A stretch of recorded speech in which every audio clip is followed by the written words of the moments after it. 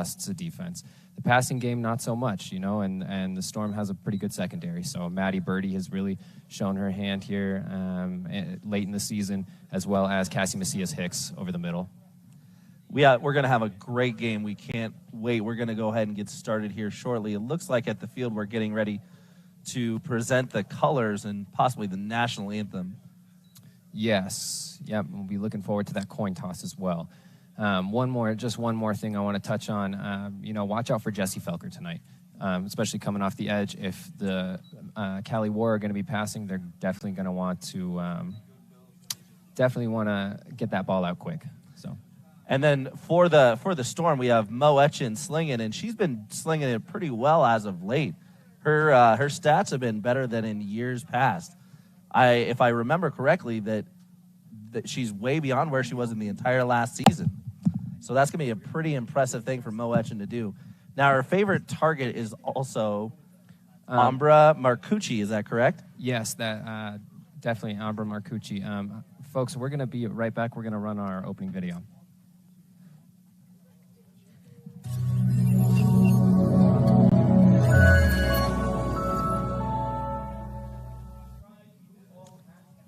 The following is a presentation of the Women's Football Alliance.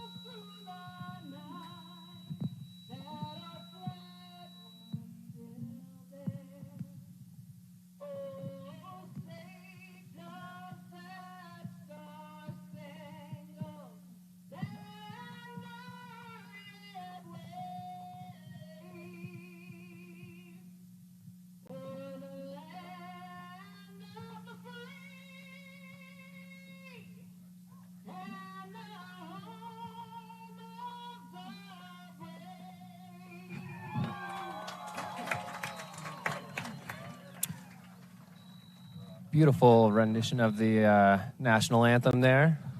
That was amazing, and we're going to go ahead and have the coin toss here in just a second, but what are some possible keys for the game that we haven't covered so far as we have our captains march up here shortly? Well, we kind of discussed the Cali War's passing game. We kind of discussed the Storm's running game. But on defense for the Cali War, they're going to have to stack the box. They're going to have to find a way to stop Jasmine Plummer. They're going to have to find a way to stop Jessie Felker. They're going to have to find a way to overcome the trick plays with Sarah Colangelo in the run game. So, and now with the addition of Mo Etchen's passing, they're going to have to overcome that as well in their secondary. I know they're not going to be expecting it, and I really think that Nevada's going to have something up their sleeve because they want vengeance for a couple weeks ago. That makes sense. And speaking of a couple of weeks ago, this as added bonus because what this game possibly means in 2 weeks when the regular season ends. So what does this game mean for both ball clubs? Well, last week the Cali War actually dropped their first game of the season to the Arlington Impact, which evens out. They're both 3-1 now. And so that's going to kind of even it out for playoffs a little bit. And I think that the playoff scenario right now is wide open. Every team in the division is in a position to be the number one seed. And so I kind of think that whoever wins out is going to take it. The Storm beat Minnesota. Arlington has dropped a game already. And the Cali War dropped the game to Arlington, and the Storm have dropped the game to the Cali War. So playoffs are going to be interesting. And it sounds like everybody is still chasing, though, Boston, right? Correct, yeah. And, Boston is the favorite to – I'm sorry. I'm going to interrupt here. It looks like the Storm are going to be receiving the ball to start the game. But, yeah, everyone is chasing Boston. Boston is the go-to team. They've won 6 championships. They are last year's champion, and they are 5-0 right now. They are not in the American Conference, so they won't be seeing them in the playoffs, at least not until later on in the season. But they are the gold standard of women's professional football. They are. I would definitely put them in that, up there in that category. I'd probably also put, even though the Nevada Storm beat the Minnesota Vixen, I'd put the Minnesota Vixen up there as the longest standing team in the WFA, and I think that if the Storm meet them again in the playoffs, I think it's going to be really tough. So, well, as we are about to get started here, are there anything that our viewers need to know about the WFA before we kick off, that just so that they're curious about rules or anything like that? Well, the WFA plays by traditional college rules. So as far as overtime rules go, I know that college, the NCAA has updated their overtime rules. So, and I have not seen many WFA overtime games. So we will see what happens with that. Well, I think both teams do not want to see that coming because it's going to be an offensive shootout here today. Right. Looks like Jasmine Plummer is back to receive the opening kickoff along with Ambra Marcucci, number 86, and I can't get a visual on who is on Jasmine's left. Maybe Alyssa William. Yes, it does look like number 28, Alyssa William. She had a fantastic game last week, and she's actually having a fantastic season as well. So it looks like number 9, Lisa King, is going to kick it off for the Cali War, and we are going to go off with this intense matchup here. Deja Vu has officially started. Oh, and it's a squib kick running out of bounds off the right-hand side. Looks like it's going to fly out of bounds around the 37-yard line. Then we see a penalty on the field because of that. Yeah, that ball was chased out of bounds by Courtney Breeden. I wasn't sure if she was going to pick that up or not, but it looks like she let that go out of bounds. The right call there, I would say. I would say as well. So the Storm are going to go ahead and take the field first on offense. With fantastic field position, by the way, starting at just about the 43. That's going to be a great place for that running game to take hold. Now, we are going to see Mo Etchen most likely in the shotgun. So we're going to see who's going to be flanking her to the left and right for the running backs for the Storm. And it looks like starting in at running back is number 1, Jessie Felker. Jessie Felker having a fantastic season this year with 67 carries on 476 yards and 7 touchdowns. Motion's going to split some receivers out to the right. Felker's going to have it up the middle, running, just crosses the 45-yard line. I think they're going to give her 2 on the play. The Storm will do a lot of motion. They try to keep everybody guessing and hopefully on the heels. That's what they did and had some great success against Minnesota. And it looks like Jasmine Plummer is checking in, number 22 for Jessie Felker. I'm sure Jesse appreciates that, not having to carry the ball 30 times. Jasmine recently back from injury. Etchen in the shotgun. Goes ahead and gives it to Plummer off the left-hand side. Finds a hole, turns up to the left, and she's moving. Oh, hits. The ball comes out on the play, though. Hit by number 22, J.B. Robinson. And you saw that ball come out, but Jasmine hopped right on top of it. The Storm are lucky they got that one back there. And that run is going to be good for a first down. Thankfully there for the Storm. But the Plummer, or the Storm really love it when Plummer is in the game. She is shifty, as we just saw on that play. She's got some moves. Run good for about 7 there and the first down. Etchen in the shotgun. Surveying the field. Going to hand off to number 1, Felker up the middle. Met hard by number 70. That's going to be Charnay Jenkins. And she's one of our defensive players to watch for the game. Yeah, Chardonnay Jenkins with 20 tackles on the season. She's also got 2 sacks. The Storm once again break the huddle. Etchen surveying the field, looking left, looking right. Calls for the snaps, going to hand it. Fakes to number 1 and is going to toss it up. Pass was intended from Ambra Marcucci, but there is a flag on the play.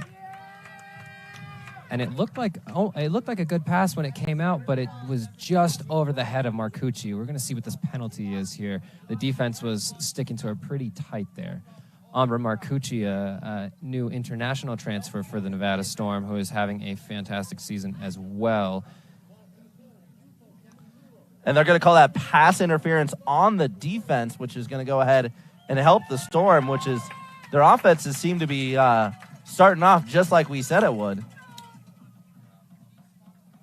And so the Storm is going to get 15 yards on that. I know in the NFL, the ball is placed at the spot of the foul, but as we play by college rules. And before the snap there, we got another flag coming in on the far side. We're going to go wait from the officials to see. It looks like it's going to be a sideline warning. Sideline warning. And so we'll go ahead and have our first down again. So we'll go ahead and have Etchen in the shotgun, surveying the field. Hands it off to Plummer, and she keeps it off the left-hand side, looking to throw, and hit as she thrown. She was looking for number 85, York, but just didn't have the time there to throw the ball. The defense by the Cali Swarm was all over it. They weren't sold by that fake for a second. I think we were happy that Etchen was just able to go ahead and throw it away.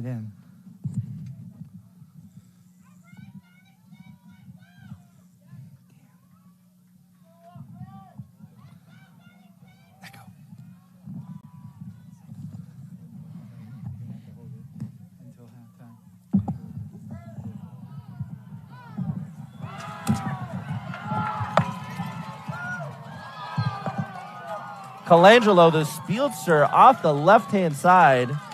Colangelo doing what she does best, which is get the ball and find some space, and she's off the left-hand side for a giant gain.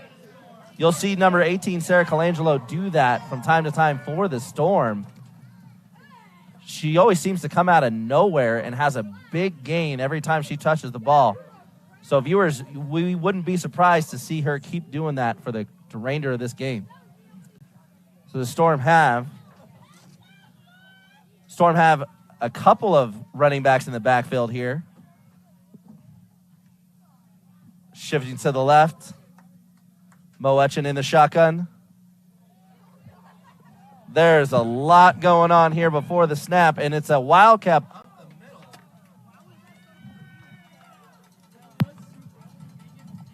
It was Felker with the keeper. I'm not quite sure how she got the ball after all that, but she does get the credit on the yards.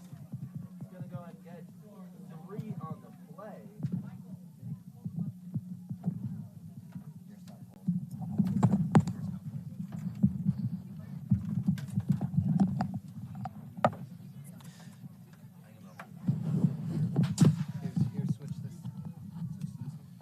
Sorry, folks. We are having some technical difficulties up here. We are swapping out mics real quick, so Brad will be back with us in just a moment.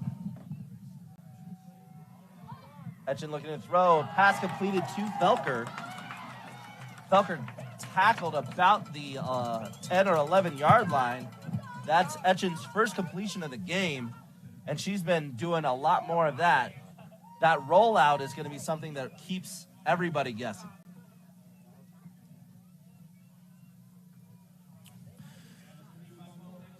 Well, folks, if you're interested in keeping up with everything Storm, visit NevadaStormFootball.com or check them out socially on Facebook, Instagram, or Twitter at Nevada Storm Reno.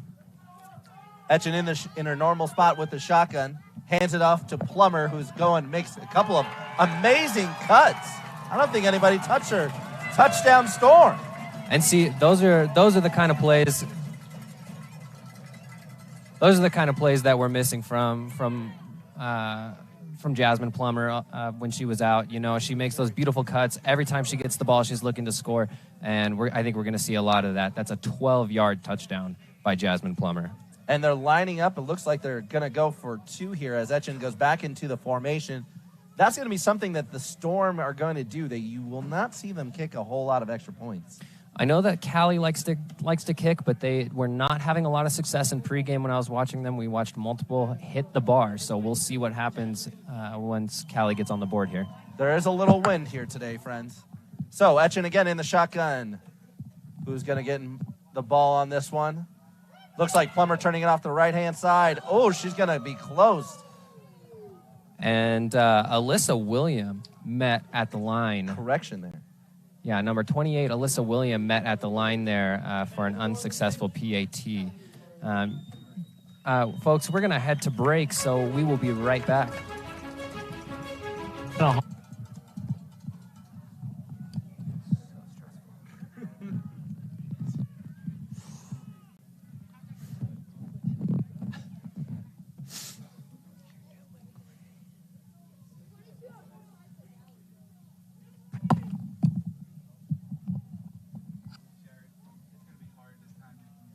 That's okay. We're doing our best.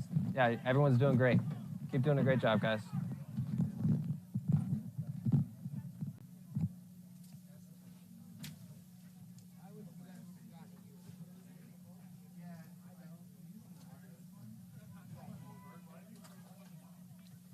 Are we back from break?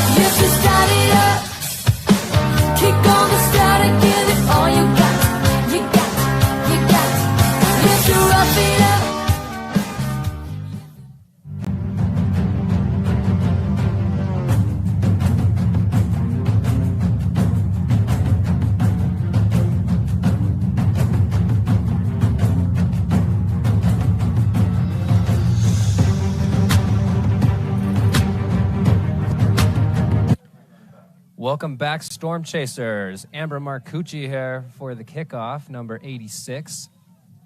Back for the Cali War, where I'm not able to see their names, but it looks like We got Ninocha. Looks like a pooch kick. It's going to be a scrum right in the center. Not quite sure who came up with that, but it looks like the Cali War are signaling that they got it. But back it was Ninocha Cloud and number 16, Brianna Barrett. But the Storm had other ideas with that short kick. And the Cali the Cali War will now start with great field position for their own.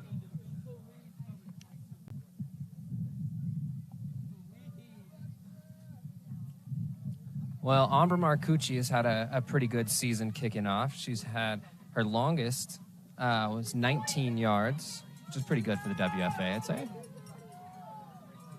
So again, for the Cali War, we're going to have a 2-quarterback set, and it looks like we have Chantel Wiggins here in for quarterback for the War. She's looking left, passing left to the far side. Pass is complete. There was no one next to her. Makes a tackler and is missing, and looks to be stepped outside of bounds. She could have gone all the way there. That was a fortunate step out of bounds there for the Storm.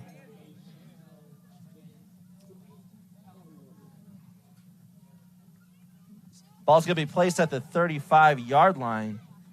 Still not quite sure who made that catch on the far side, but those were some impressive wheels.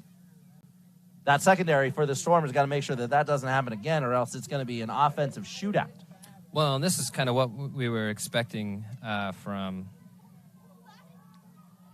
Cali this season. They throw the ball. They've got a two quarterback system. Wiggins in the shotgun, calling out orders, looking left, going to pass again, and she's going to do a lot.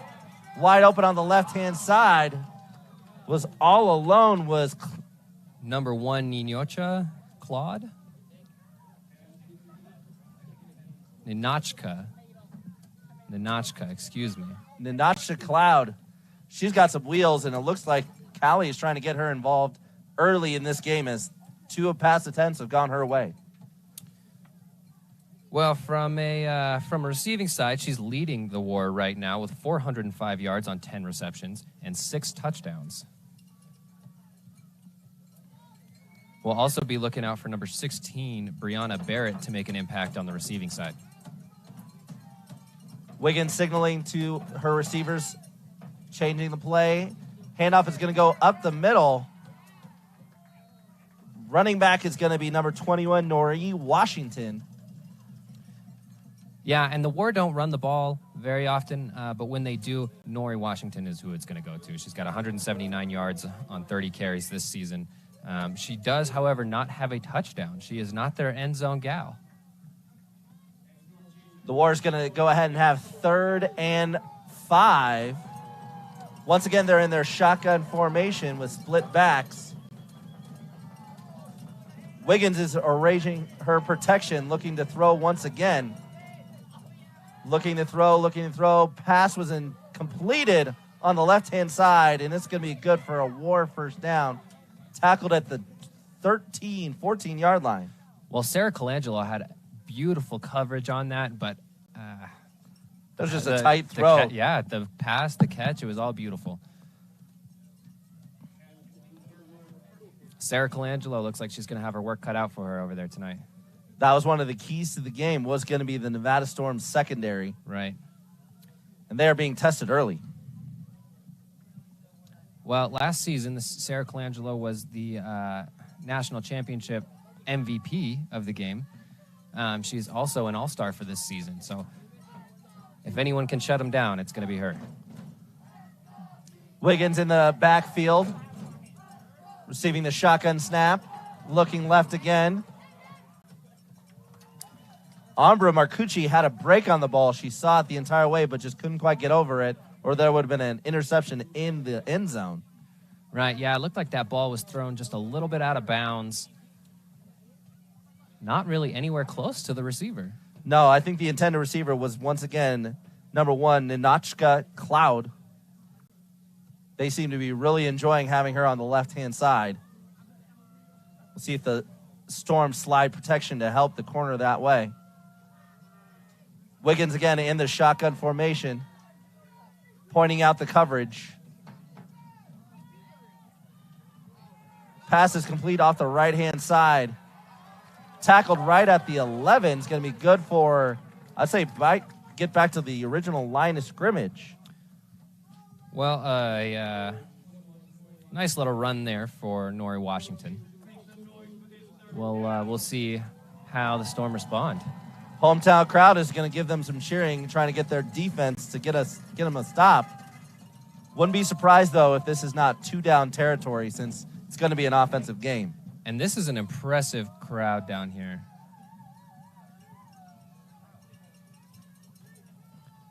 Folks, if you have not been to a Nevada Storm game, let me tell you, this is the place to be right now, especially a game like this.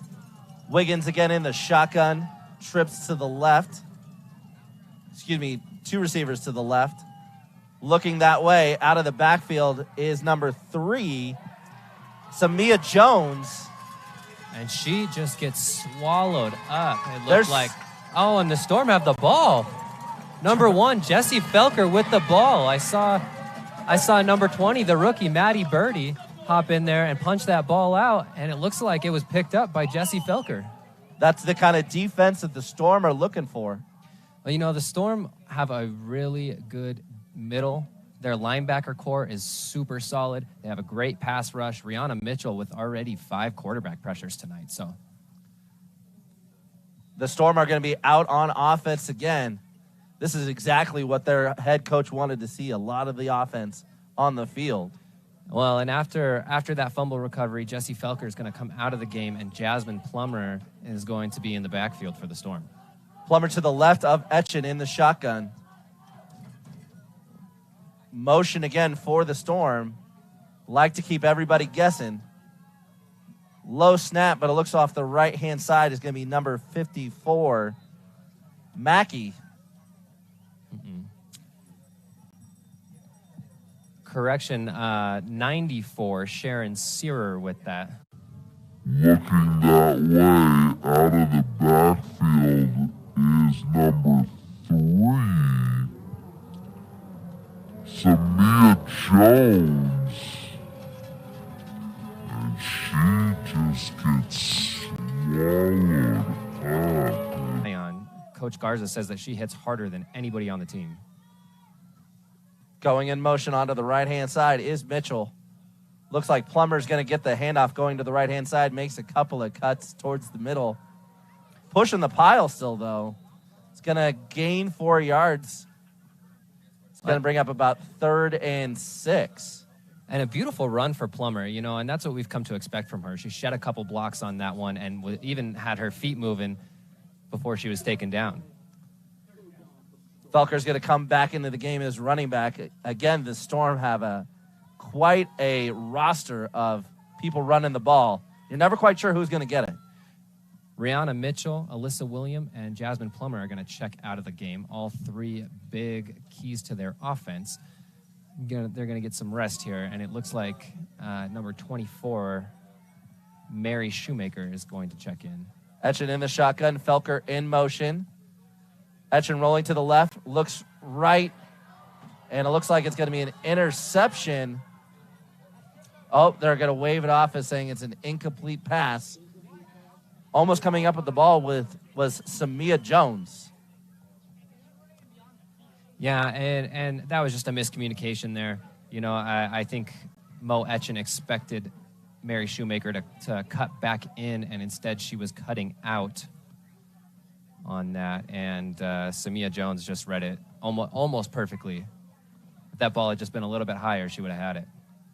Storm are going to go ahead and punt the ball. This is an unusual formation for the Storm, but if they're going to do it, they will do a rugby-style punt. We have a flag on the play.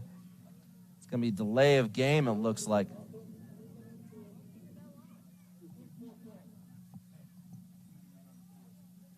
It looked like the penalty on that was too many men on the field, actually. The Storm need to make sure that they're rotating out.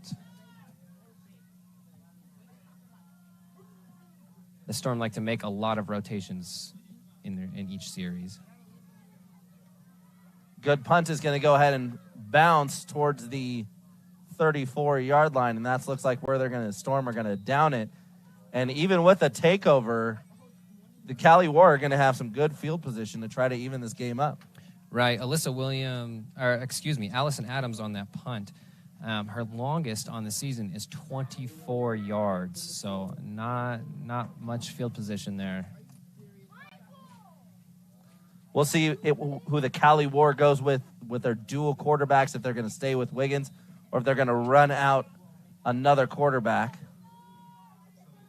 So it looks like Wiggins is going to stay in there.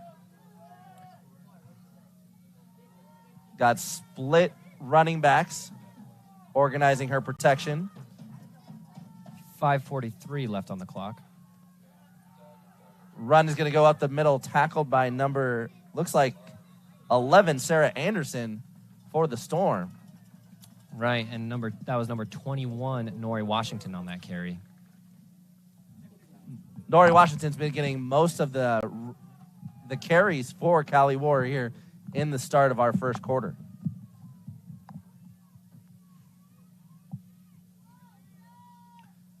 Well, defensively, the Storm have seemed to have an answer for the run game. We'll just have to see if they can hold off this rampant Cali War pass game. That's true. And speaking of passing, we have Wiggins once again in the shotgun, receiving. She's going to roll to her right, surveying the field. Pass is going to be complete to number 16, Brianna Barrett, right at about the 24-yard line. Well, Stephanie Atkinson with the tackle, and it looked like Cindy Pito was in the backfield getting the pressure. It's going to bring up a 3rd and 5 for the Cali War.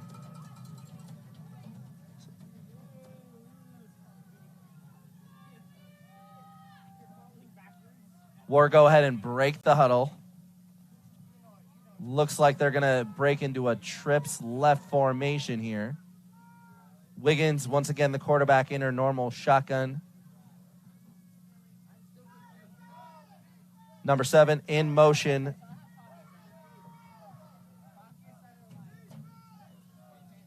Wiggins organizing her formation where she likes it. And we have a penalty on the play. And it looks like it's going to be on the Cali War. A delay of game for the Cali War, so that's going to back them up. Yeah, they just had confusion all over the place, and that cost them a couple yards here.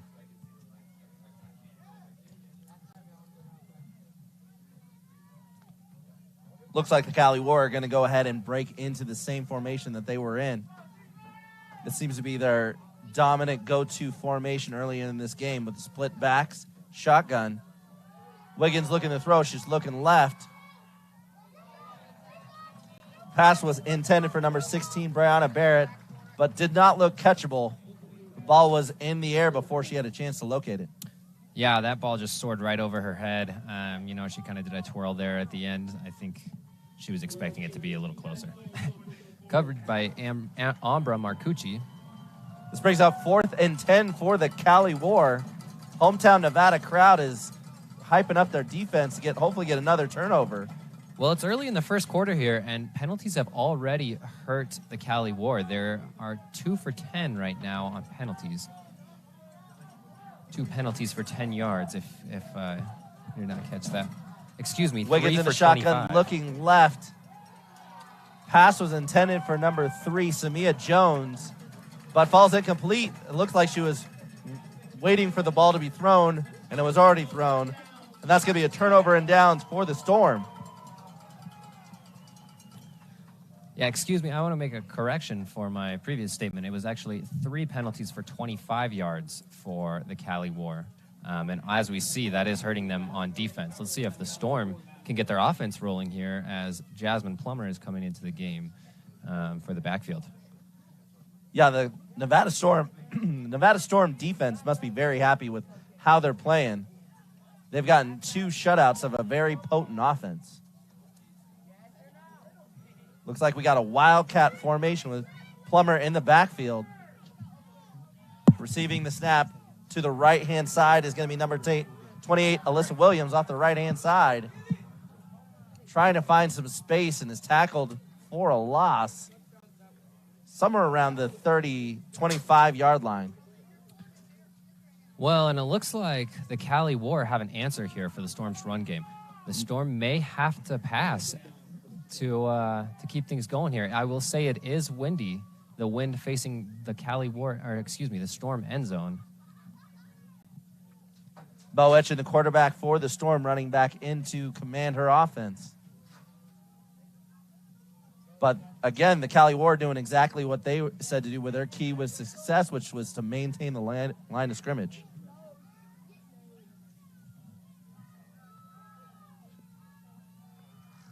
And Mo Etchen on the keeper running up the middle. Good for about 2 yards, 3 yards there. It's going to bring up 3rd and 11 for the Storm. Yeah, Mo Etchen with her 9th carry of the season there. She's averaging about 0.6 yards per carry right now. Etchen coming off. It looks like the Storm are going to go into their Wildcat with Felker going to be in that quarterback position. Felker is one of the big running backs for the Storm. And I'm assuming she's going to run because she doesn't have anyone in the backfield. If she threw here, I'd be surprised. And she hands it off to the left-hand side, breaking a couple of tackles. Off to the left-hand side is Colangelo.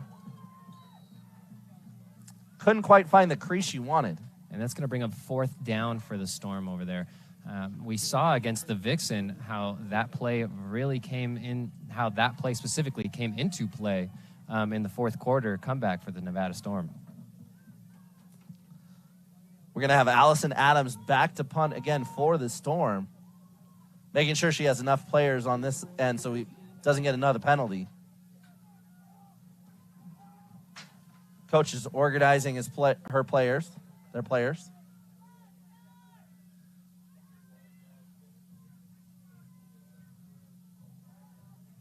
And a decent punt there.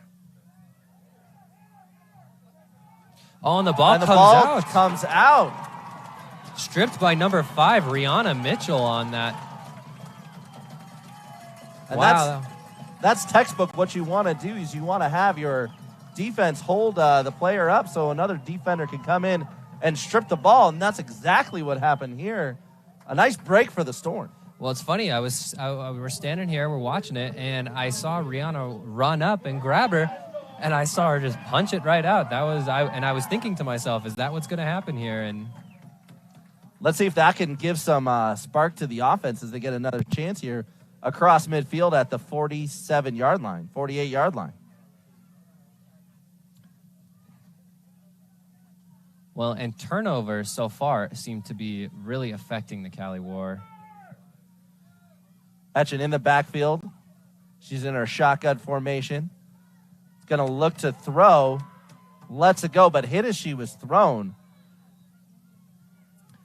That was number 0, Smith.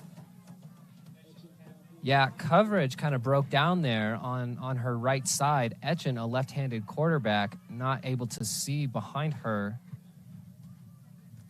And Leandre Smith is Cali War's one of our defensive playmakers, and she did exactly that on that play.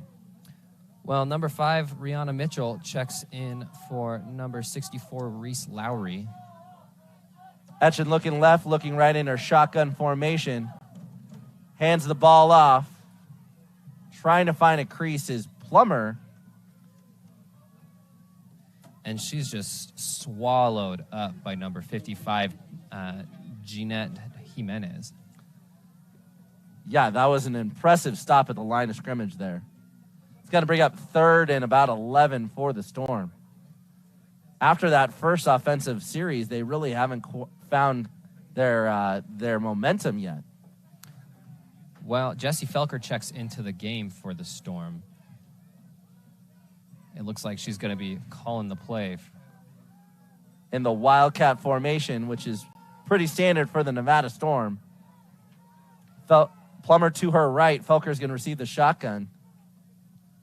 Switching to the other side is Plummer. Shifting coverage, and we have a penalty probably for delay of game here. Well, there's 5 seconds left on the clock here for the first quarter. Let's see if the Storm are just going to run that out or...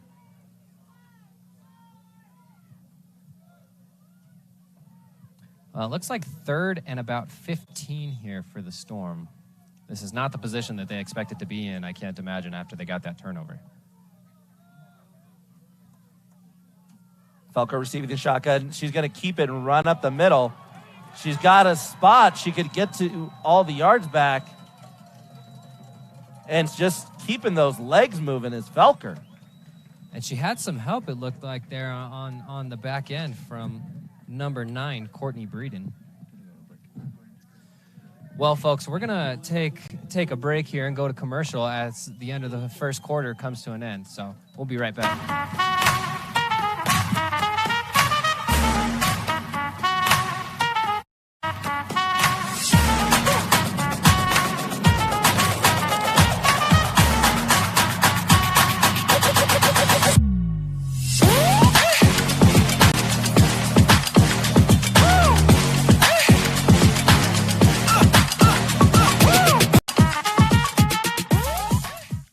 I don't want to grow up. I'm basically a man-child. 2005 Burning Man. I put a single Mitsubishi 170-watt panel on the roof of my F-250, and I killed the batteries within like 15 minutes the first time turning them on. So that's when I first got into solar. I was blown away by the customer service at Battleborn. We want them to be happy with our product, because in the long run, they're the ones who are out there using it. When you used to buy something American, like a car, something you knew was built really well, that's what I think of with Battleborn.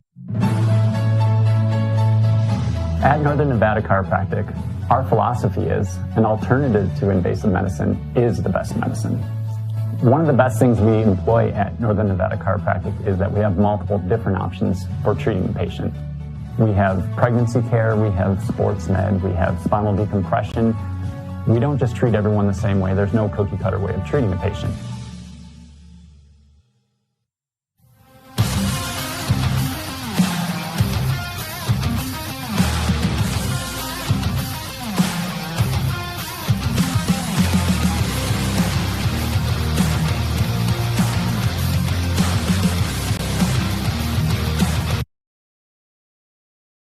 A 13-yard run by Jesse Felker to put the Storm back in a good position here. They're lined up at about 4th and 3.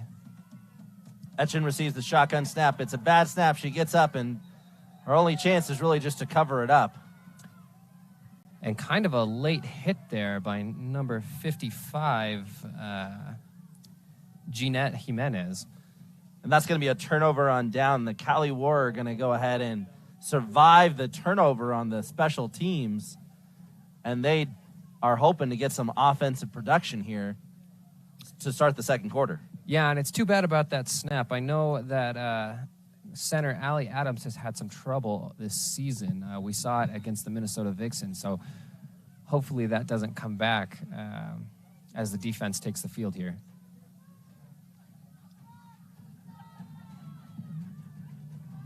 And it looks like number 8, Chantel Nino Wiggins, is still in at quarterback for the War. She has trips left, looking to get her passing game started here today. Looking left, pass is going to be to number 21 off the left-hand side. Just trying to stiff arm there to get back to the line of scrimmage was Washington. And it looked like she got about a yard there, brought down by number 18, Sarah Colangelo. Colangelo's all over the place on offense and defense. Well, that's why she's an all-star. Cali War are going to look at 2nd and 9 here.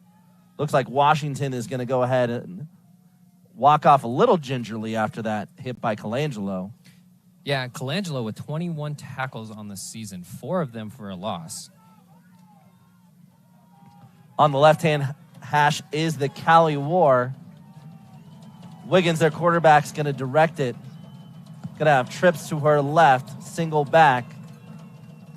See if that passing game gets a big play here.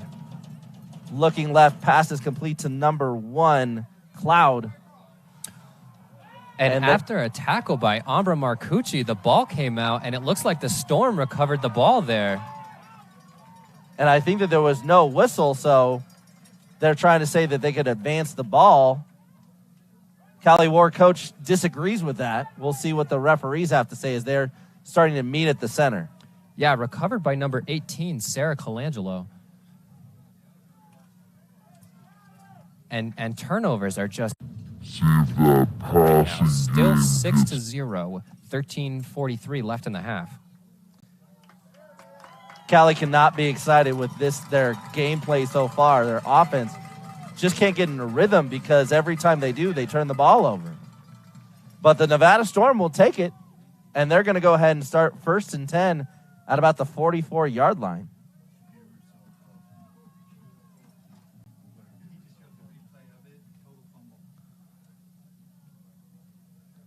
So after looking at the replay, it was a complete fumble.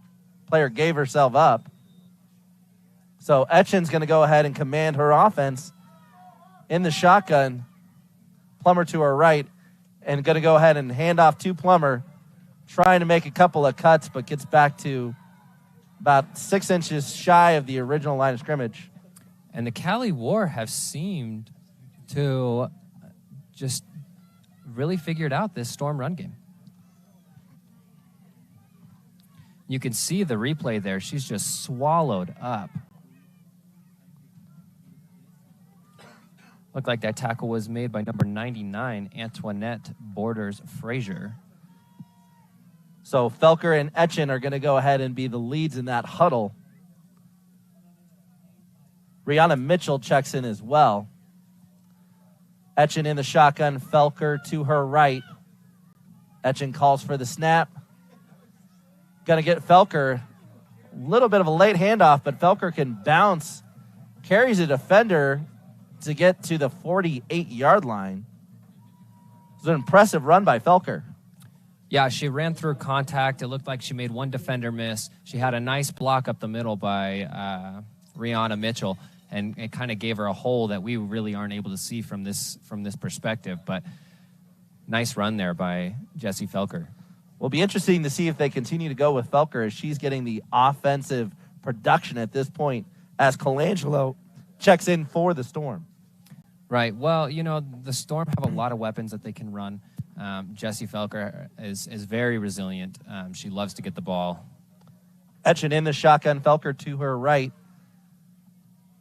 It looks like Colangelo is going to get it up with the sweep off the right-hand side, looking for a hole. She's just going to turn it up and then tackled out of bounds across midfield. And it looked like a penalty on the play. I think that's going to be a holding on number 14, Allison Adams. And I think we're going to end up backing up the Storm here. Well, you can see Jessie Felker down there. She's had a great run, and a couple of times she's really brought the Storm back into the game. And that indeed is going to be the penalty. So it's going to back up the Storm to about the original line of scrimmage there. It's going to bring up a 3rd and 9. We're going to go ahead and see what Coach Garza's got in his playbook for a 3rd and 9 at midfield to try to get the Storm, get that offense start humming.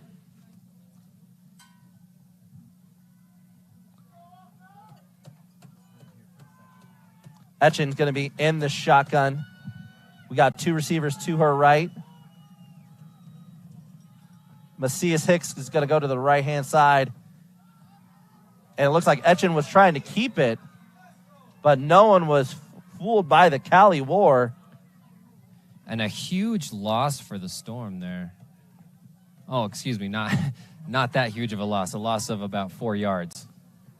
And that's going to bring up 4th down for the Storm. And the punt team. Allison Adams, again, going to go ahead and punt it for the Storm. As you saw there on the replay, Etchen just got gobbled up. Well, she's averaging about 18 yards per punt at the moment, Allison Adams. So we'll see what she does here. Oh, good punt by Adams. That's a great punt, and it gets a favorable Nevada bounce. Looks like it was going to go out of bounds around the 25-yard line, and that's where the Cali War are going to get started. Looking at about 11 minutes and 5 seconds before the halftime here. Well, the Storm have punted 3 times. I would say that was her best punt of the day. Oh, for sure.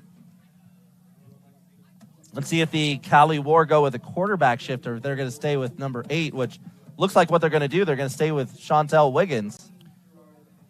Well, I just wanted to point out that actually breaks Allison Adams' longest punt of the season so far. That was a 38-yard punt. Her previous longest was 24 yards. Cali War going to break the huddle. Wiggins is going to go ahead and have her split back formation with 2 receivers to her left. Shotgun snap. Looking left, looking right, has all day to throw back there. And passes complete to number 16, Brianna Barrett. Well, a beautiful catch by Brianna Barrett. A great job by the offensive line. She gave her all kinds of time to throw back there. Brianna Barrett with 66 yards on 4 catches on the season and 2 touchdowns. She's their end zone girl, so when they're looking to throw in the end zone, that's where they're going with it. Well, the Cali War needed that. That was going to get them to midfield and get that pass attack starting to warm up. And excuse me, that's actually 6 touchdowns receiving, 2 touchdowns rushing for Brianna Barrett. That's an impressive resume here in the season. Wiggins is going to go ahead and be in her shotgun formation. Standard for her with her split backs. 2 receivers to her left. Once again, looking to her dump off. It looks to be number 21, Washington. Good pursuit by the Storm. That's Colangelo off the left-hand side. Yeah, and Colangelo just tracked her all the way. Her eyes, you'll see here, her eyes just watch Washington the entire time. And you know, one thing that I love about Colangelo is that she's patient. She's sitting there, she's watching,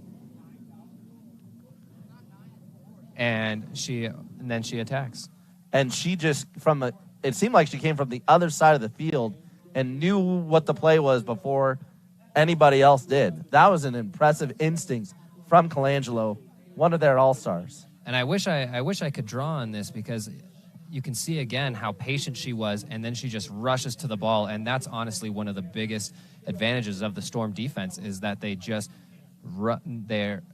quick to the ball, you know. And that's impressive. We have a timeout on the field here with about 9:48 left. Well, while we're on a timeout, let's talk about some of our sponsors here. First of all, I'd like to give a shout out to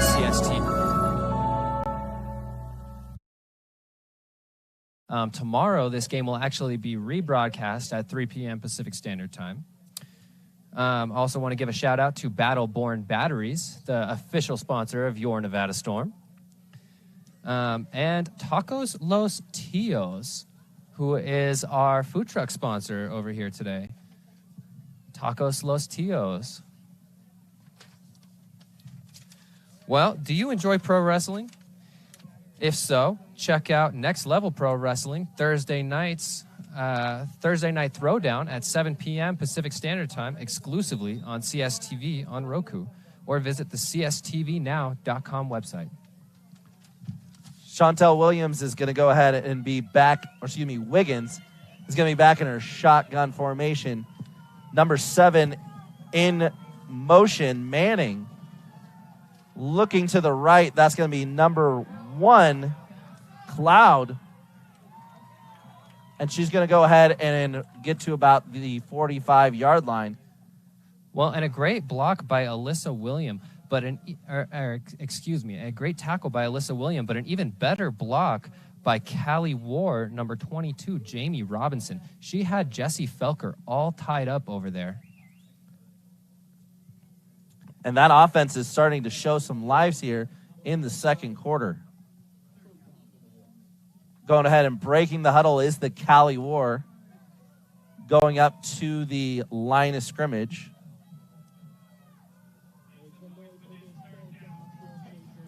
Wiggins going ahead and getting everybody in the right spot. Setting number 22, Robinson, in motion. Looking left to pass. Fires. Pass is complete to Barrett, number 16, but broken up brilliantly by Marcucci. Yeah, and a great tackle by Marcucci. Unfortunately, I don't think that it's going to be enough to keep the Cali War from getting the first down there. Well, that was some great break on the ball there by Marcucci. Well, and, you know, that's what I was saying. The Storm just swarmed to the ball. And you saw that on the replay there. Marcucci just as soon as the ball was caught, tackled her to the ground. Yeah, you'll see right there, as soon as that ball is caught, Marcucci was there. Wiggins is going to go ahead and be in the shotgun. Hands off to number 21, Washington. But stopped right away by the Storm. Yeah, number 99, Cindy Pita, a critical part of both their linebacker core and their defensive line. And it's true, I think that even she had one rushing attempt at some point, so don't be surprised if she comes in there and runs the ball from time to time. Right, we have not seen her run the ball since their first game of the season against the Mile High Blaze, but she does have 19 tackles, 5 for a loss, and a sack on the season. Wiggins in the shotgun with Washington behind her. Looking right, looking, and pass hit up, and then everybody was looking for a tip pass, but it looks like we got a flag on the backfield. Yeah, that pass was intended for number 1, Ninachka Cloud.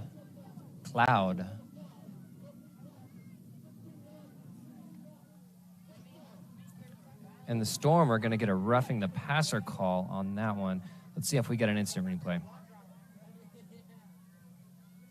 That penalty is going to march the Cali War to about the 24-yard line. They're going to go ahead and knock on the door. We mentioned the penalties were killing the Cali War initially. This is a killer penalty against the Storm. Right. Yeah, the Storm have not seen too many penalties against them tonight, so... Wiggins will go ahead and be in the shotgun. Split are her receivers. Looking to the right. Pass is complete to number 22, Robinson. Tackled inside the 10 at about the 7. Well, and Robinson kind of juggled that ball there for just a moment. But for the first time today, Cali War is going to be inside the red zone. See if they capitalize and put some points on the board. That offense is not used to being kept in check.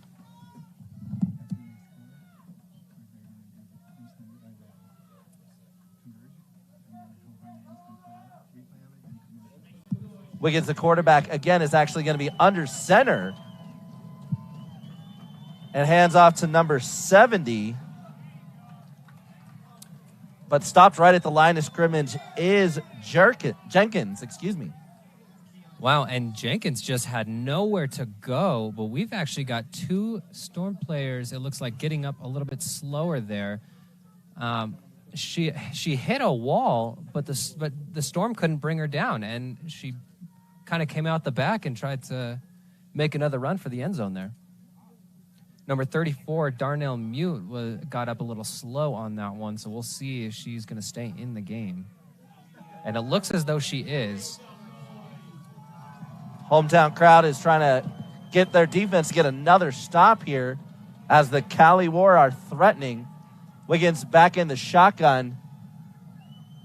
Looking to throw to her left. Has all day, puts it up into the corner. Pass falls incomplete, but there's a flag in the end zone. And I think we're going to get pass interference here on the Nevada Storm. Ambra Marcucci and Sarah Colangelo in the backfield to break up that pass.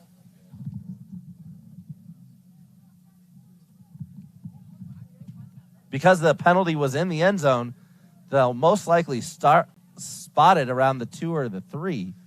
Well, it was 2nd and 10 going in, so yeah, I'm assuming it would be halfway to the goal.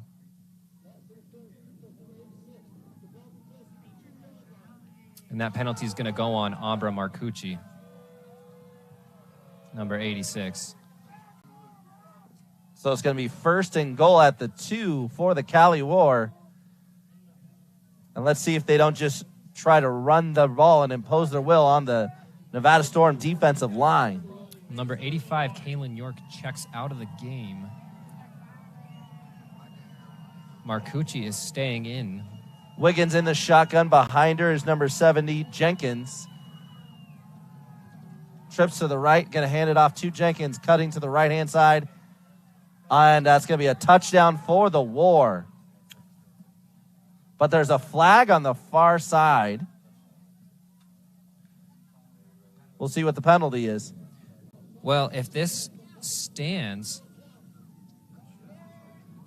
well, and it looks like it is going to stand there. That is the first touchdown for Chardonnay Jenkins on the season. But previous to this, she only had 1 carry for 8 yards. What a time to get your first touchdown to get your team back into this game. Right. Cali War are going to go for 2. We're gonna see Cassie Macias Hicks check out and rookie number 20 Maddie Birdie check in. Pass is going to be thrown to the right to number 22, and that's going to be a good 2-point conversion for Robinson. Yeah, Jamie Robinson on that attempt there. Excuse me, on that successful attempt. Well, folks, we are going to head to break here, so stay tuned. We will be right back.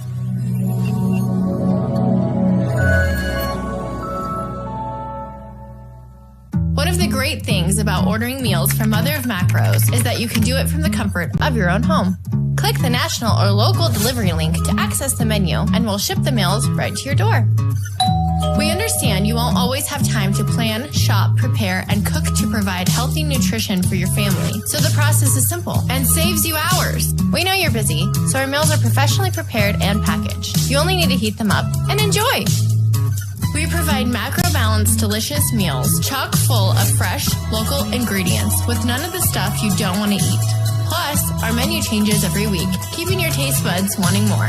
We take care of your meals so you can worry about everything else on your list. Mother of Macros.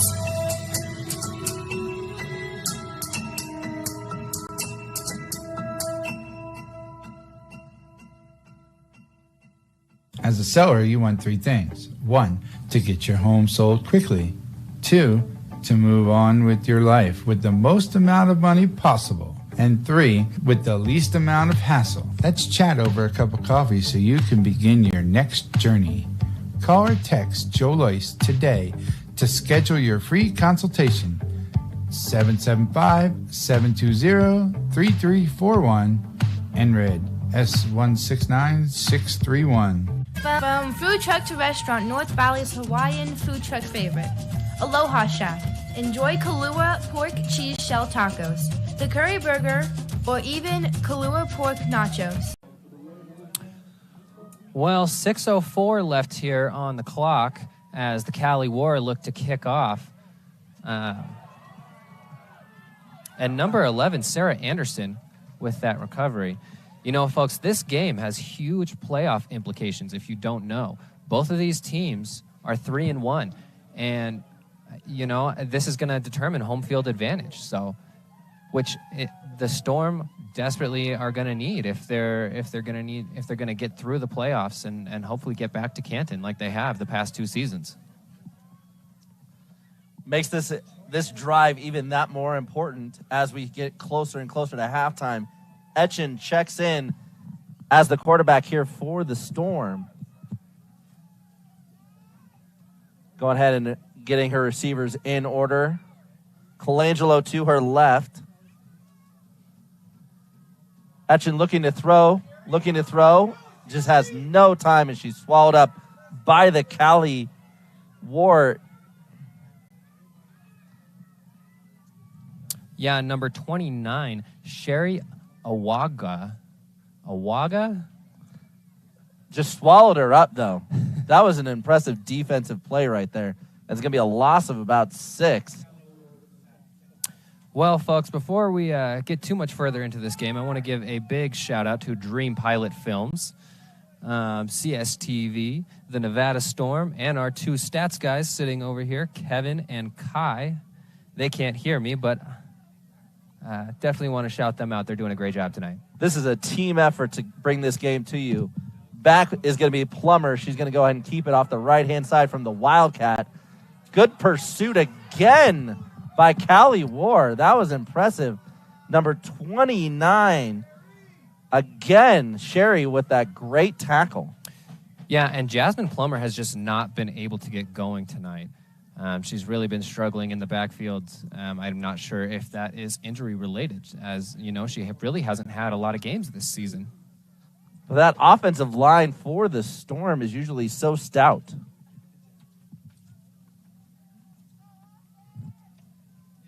Well, I also want to give a shout out to Pete Green, Bill Foster, and Doug Toupee. Thank you guys for your help down on the field with, the video for us. Camera operators. Etchen hands it off to Plummer. Finally found a hole, but gobbled up by a couple of different Cali War members at right about the 38-yard line.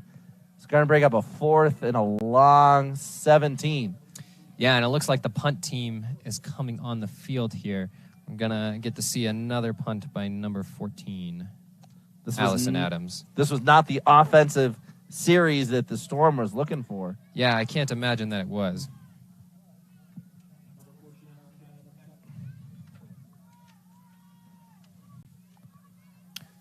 A little confusion there on the Nevada Storm sidelines.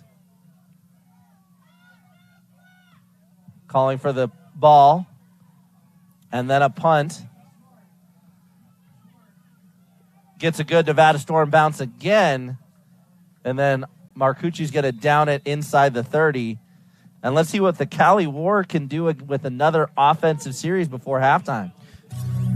Well, Storm Chasers, don't forget to check out the Nugget Casino's outdoor concert series with top acts like Toby Keith on July 16th, Pitbull September 30th, Kid Rock October 7th, and of course the Rib Cook-Off Village starting August 31st. So Wiggins, again, is going to command the Cali War offense as she's been doing so far this half. We're getting closer and closer to halftime with 3:19 remaining in the half. So we'll see whose will is going to go ahead and get started here. So will the Storm's defense continue to hold, or will the Cali War's offense take it over as they did in the last series? Well, and I also have to say, Allison Adams is actually having a great night punting. She broke her own record again with 41 yards on that last punt. Pass was completed to number 1, Cloud. And with some shifty moves, gets about 5 on the play. Tackle made by number 28, Alyssa William. Ninochka Cloud for the Cali War is having a great first half here. Yeah, Jasmine Plummer struggling from the rushing side tonight, which is surprising coming from a previously 1,000-yard rusher. She's only had 29 yards, and the War have really had her number, it seems. And that's one of their keys for success, were to shut down Plummer, and so far they've done so. Yeah, the Nevada Storm are really going to need to get her going if they're going to win this game. Wiggins bringing some receivers closer to the line of scrimmage in a shotgun formation with 2 backs split. Looking to pass, looking to the right, looking for a deep shot, and then intercepted by, it looks like, number 1, Felker. Jessie Felker with the interception. Man, and she is the leader on that defense. I mean, that is what the Storm needed before halftime. And that is Jessie Felker's first interception of the game. You can see right here. Let's see if we get another replay to go ahead and just watch that ball hawking skills. And then Felker is going to go ahead and continue to stay in the game as the running back next to Etchen. And you can see on the replay here, Felker just watched that ball the whole time. You can see her. She's waiting back there. Makes a beautiful catch and is taken out of bounds by number 16, Brianna Barrett. Etchen in the shotgun.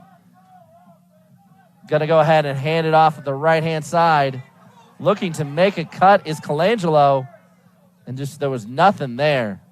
Yeah, and Colangelo made a tough cut backwards, actually, before being chased out of bounds by number 70, Chardonnay Jenkins. Just some great defense by the Cali War. And I think the Storm are going to have to get their pass game going here. I just don't see how they can continue to run the ball this way and be effective. Yeah, the fierce Cali War has just kept them from doing anything in the run game. Well, Jessie Felker and Ambra Marcucci check out of the game here. So I don't think that the Storm have any intention of throwing the ball. Jasmine Plummer back in the game in the backfield. Etchen's going to go and be in her shotgun with Plummer to her left. Receiving the snap, looking to dump it off to Plummer to get her some space and just overthrew her. Yeah, well, the Storm did, in fact, throw the ball on that play. I think they were maybe trying to psych out the Cali War or fake them out by pulling their number one receiver. That ball just a little too high for Jasmine. Well, 1:32 left here in the half. Well, 8-6, Cali War. We'll see what the Storm are going to go ahead and think about. It looks like Coach is going to want to call a timeout as the time is waiting.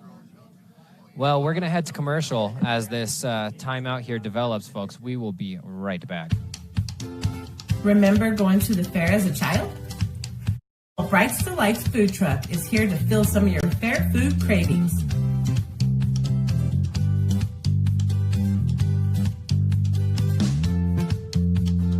We're bringing back all those great memories.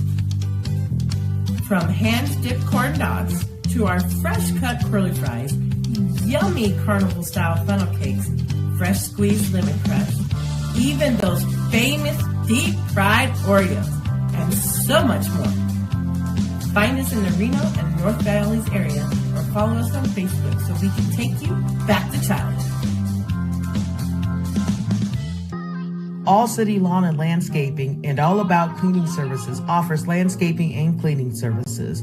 New installation, sod, rock, DG, irrigation, trees, plants, retainer walls, and pavers.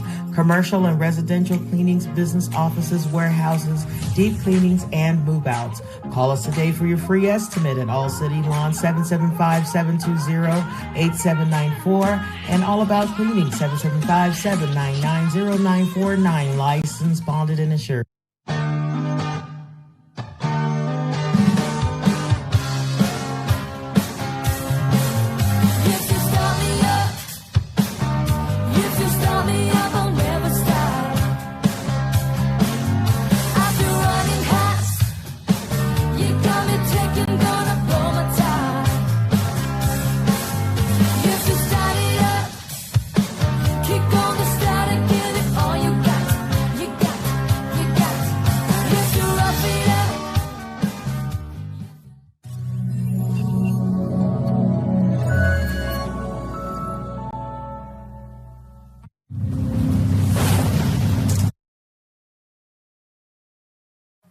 All right, we're trying to pump up the Nevada Storm here with 1:30 left before halftime.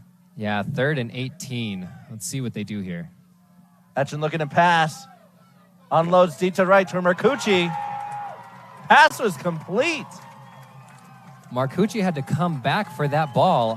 Let's see if they give her the first down here. It's going to be close. The far side of official is signaling it's a first down.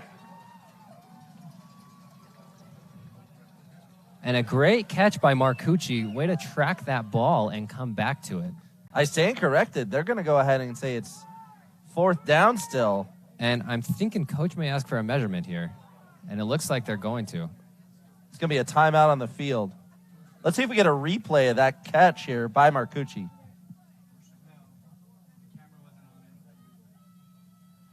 And I don't think we're going to get a replay of that, but that was a beautiful throw and catch. And a first down for the Storm. They did give her a first down, and I think that's the right call here. I do believe so as well. I think that she made that extra step. Looks like Felker is going to be the running back, is going to get into the slot here. Oh, and you can see that the Cali War coach is having some words over there for the referee, and they're still going. Well, this game is just so intense that there can be no room for any error, and both sides need this game so bad. And you can see there's a penalty against the Cali War for unsportsmanlike conduct on their coach. Penalties, once again, have been killing the War, and this just puts the Storm knocking on the red zone door. Yeah, and head coach and defensive coordinator Jeff King is costing his own team over there. The officials are once again going to confer here at midfield. And Jeff King is hot.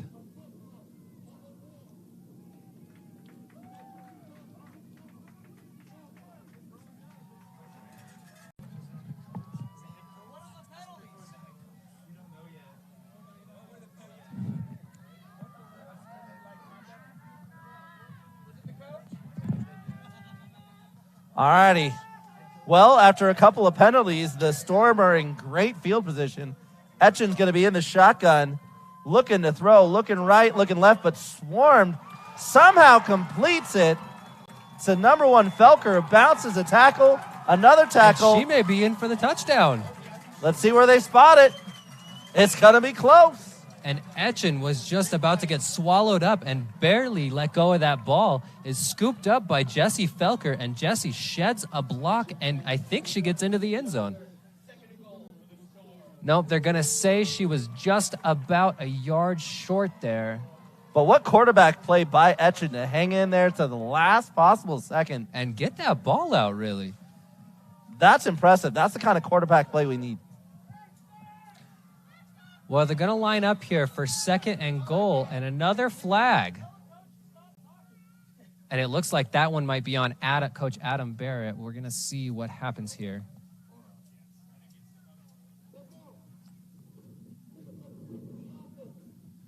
It is going to be on Coach Adam Barrett, and that's going to back the Storm up just a little bit. Offensive coordinator there. I think it was an illegal motion. Illegal substitution, against the Storm. Let's clear up Coach Barrett's name there. My mistake. Storm in the shotgun. Looks like Felker's going to receive it. Rolling to the right is Etchen. She's going to keep it. Got a couple of blocks. And I think she's going to the corner. Touchdown Storm. Etchen on the keeper. Great run for Mo Etchen, and she had some beautiful blocks on that. We're going to see right here. It looks like two huge blocks. That's some beautiful offensive line and team blocking right there. Etchen was a great individual effort for the running for the corner, but she couldn't have done that at all without her blockers. And that is her 3rd rushing touchdown of this season. We're going to see right here, she gets a great block up front. If I'm not mistaken, that's Kaylin York, and then by Jessie Felker right at the line. Etchen's going to hand off the ball to, looks like Colangelo on the right-hand side, and is going to get pushed out about a yard short. Well, the Storm will not get the 2nd extra point. Hopefully that doesn't hurt them late in the game. 18 seconds left in the half here. So that was impressive here with that last-minute heroics here with 18 seconds left before half to get that score for the Storm. Well, folks, to get all your WFA information, go to www.wfaprofootball.com. You can get league scores there, standings, and also... he lines up here to kick this off with about 18 seconds left. What are you thinking if you're the Cali War here? You just gave up a score on 2 penalties from your head coach. Well, that's got to be tough going into the half. Your coach is supposed to be your leader, and I understand he's fighting for his girls out there, but you're not fighting for them if you're costing them a touchdown like that. They gave up 20 yards on that last play to the Nevada Storm. They were lucky to get a little bit back with the illegal motion call, but, the way that you're stopping their run game, you can't be giving it up. It's all for naught if there's points put on the board. Exactly. Barcucci's kick was a good one. It's going to go past the 25, and then Cloud trying to find some running room there. Gets past about the 30 to the 32. Well, number 1 got swallowed up by number 1. Nanachka Cloud taken down by Jessie Felker, it looks like, at just about the 32-yard line. Let's see what the Cali War comes up with about 11 seconds left.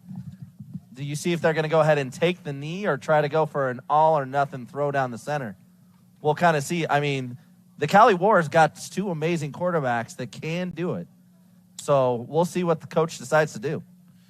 Right, and with 11 seconds left, you're down. You could try to make a big throw to the end zone, but really the Nevada Storm secondary, with that Jessie Felker interception, I just don't see how that would be the good option. I mean, for me, I would take the knee, go into halftime. Obviously, your sideline is riled up over there. And this is still anybody's game. It's a 4-point game. But it looks like they are going to go ahead and do the kneel down here to go into for halftime. Right, and that's the best decision to make here. So Wiggins takes the knee, and both teams retreat to their respective sidelines, and that's halftime. Well, folks, after a wild first half, just filled with penalties. I mean, penalties really killed the Cali War. They had some great defensive stops. They've held Jasmine Plummer all night long, but penalties have just killed them, and not even just on the field, but on the sidelines. If anybody would have talked to me before this game and said it would be 12-8 at the half, I don't know if anybody would have believed it with the offensive firepower of both of these clubs. Well, and after 2 weeks ago, I mean, both teams put up over 50 points. It was 52-54 in the Storm's loss to the Cali War at home. But, I'm not sure if there's some injuries going on with the Cali War. They lost to Arlington last week, 56-18. So I'm not sure what's going on there.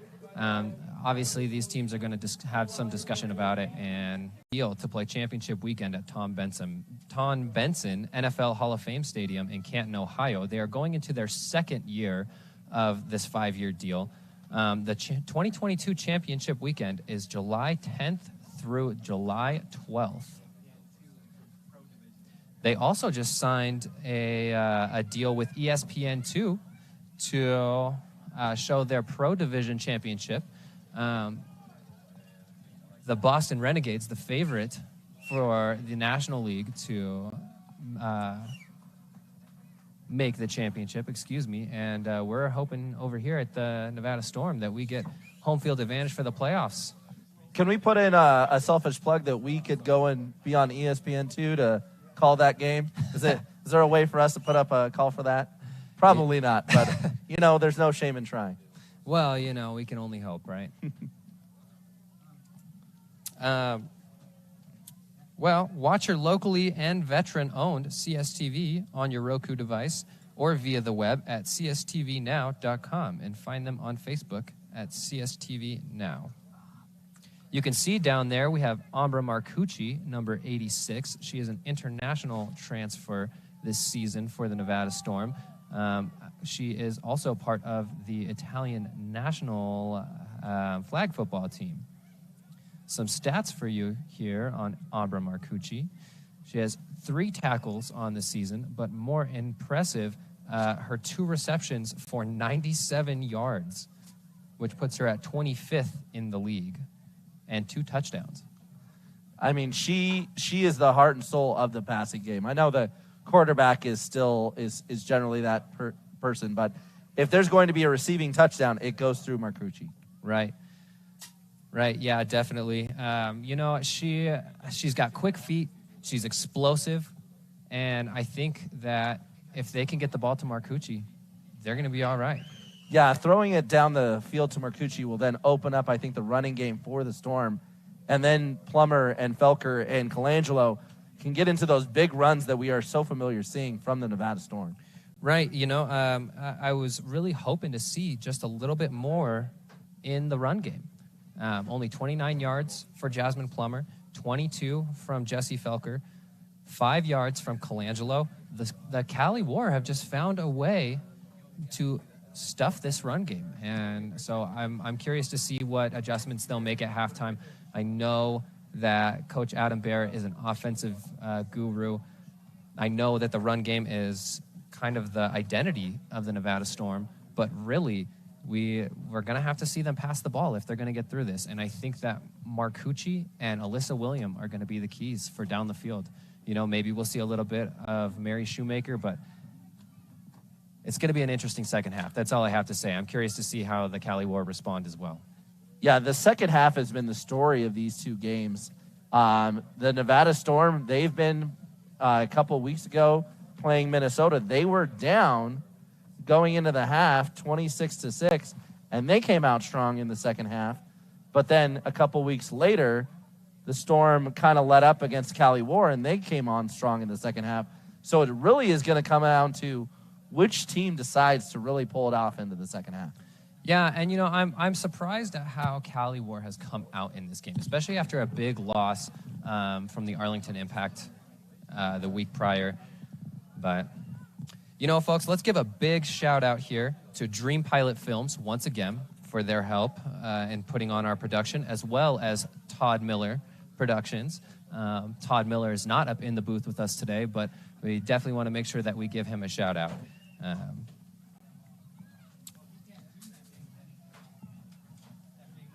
Well, on the passing side, Mo Etchen has hit Ambra Marcucci 3 times for 36 yards, and Jesse Felker once for 9, which almost turned into a touchdown there. Yeah, Mo Etchen has been quietly really having a solid half for the Storm as far as her numbers are concerned.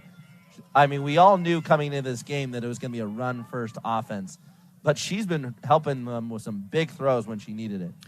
Well, and the Cali War are really big up front. They've really done a good job of getting into the backfield against the Storm. Mo Etchen has had very little time to throw tonight. So the fact that she got the ball off and was able to make those completions is impressive with the way how stout the War defense is.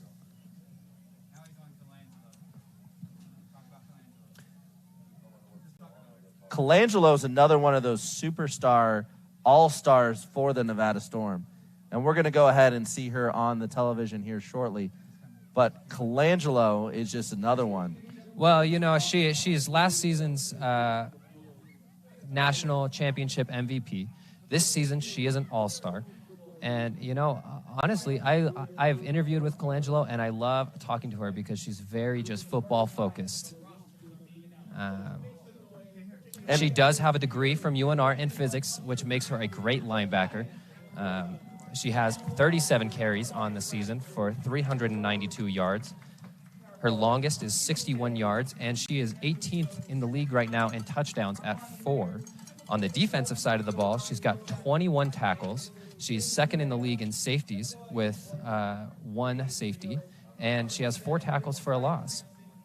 Tonight, Sarah Colangelo has 5 tackles. Cindy Pita has 3. Jesse Felker has 1. Alyssa William has 2.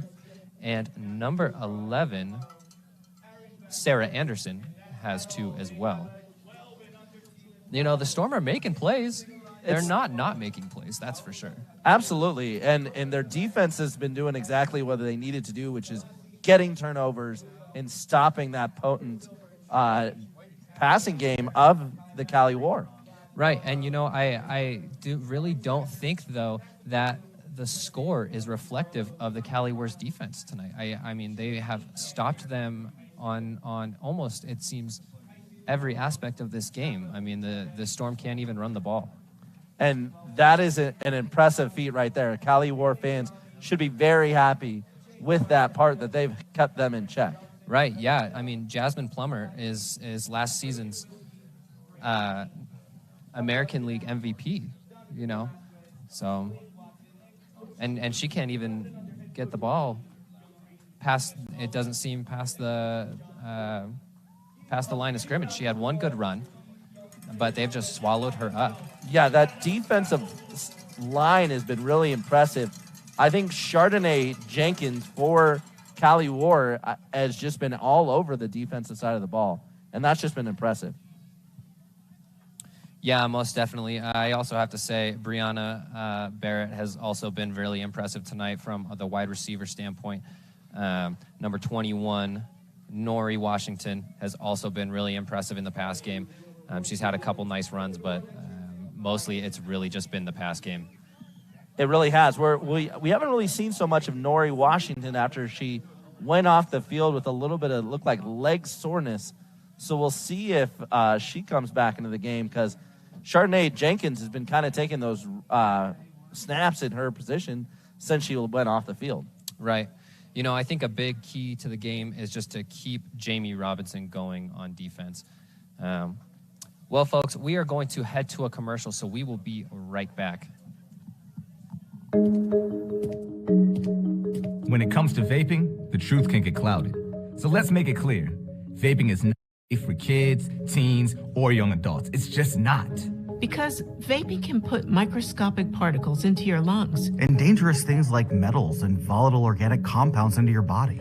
And nicotine, the same highly addictive substance found in regular cigarettes. Nicotine can harm a person's brain development through their mid-20s, affecting learning, memory, attention, and impulse control, and priming the brain for other addictions. Vaping products also come in kid-friendly flavors that can make them appealing to youth. And many kids also use other drugs, like marijuana, in vaping devices. With appealing flavors, high nicotine levels, and lots of promotion on social media, many kids think vaping is harmless, but it's not. So talk to your kids about the risks of vaping, because when you talk, they hear you.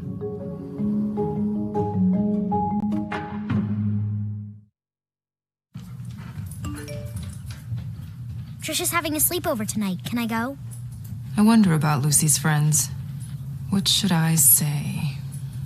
I know you're only 10, but one of these days a friend will offer you a drink. And alcohol at your age can lead to so many things. None of them good. So can I go to the sleepover? Lucy, I want you to promise me something. I finished my homework. Bigger promise. If there's any drinking, I want you to say, "No thanks, not my thing." Mom. I promise you, your real friends won't care. Deal? Sure. Really? I promise, Mom. They really do hear you. Did you pack your toothbrush? For tips on how to start the talk, visit underagedrinking.samhsa.gov. A public service message from the Substance Abuse and Mental Health Services Administration.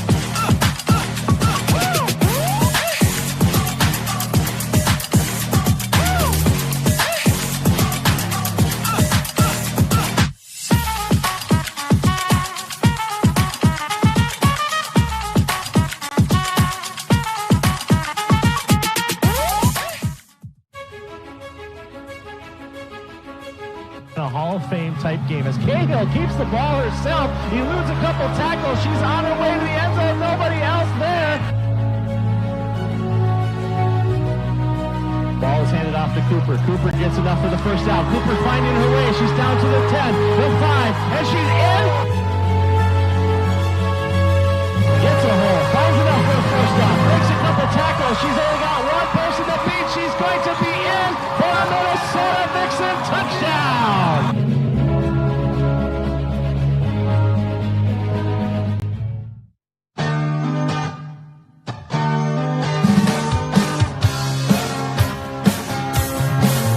If you start me up, I'll never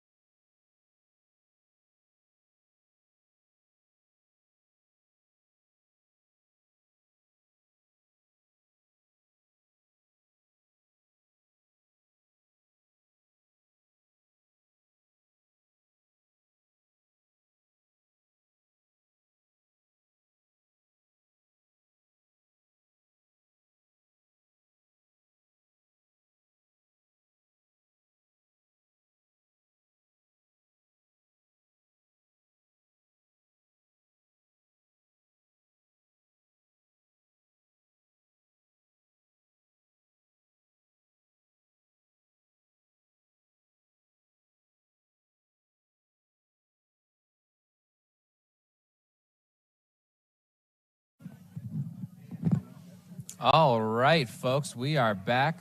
We're just getting ready to start the second half of the game. Cali War are taking the field as they will receive the second half kickoff, assumingly kicked off by Ambra Marcucci, number 86. The storm is starting to go down. It looks like the Nevada Storm are taking down their tents over here. I wonder though, how the sun coming from the right side of the field here is going to affect the quarterback throwing the ball. Well, only time will tell, so we'll go ahead and get this second half started here. As mentioned, Ambra Marcucci ready to go ahead and kick off. And it must be bright down there. You could see Ambra Marcucci was holding their hand up just to see the ref.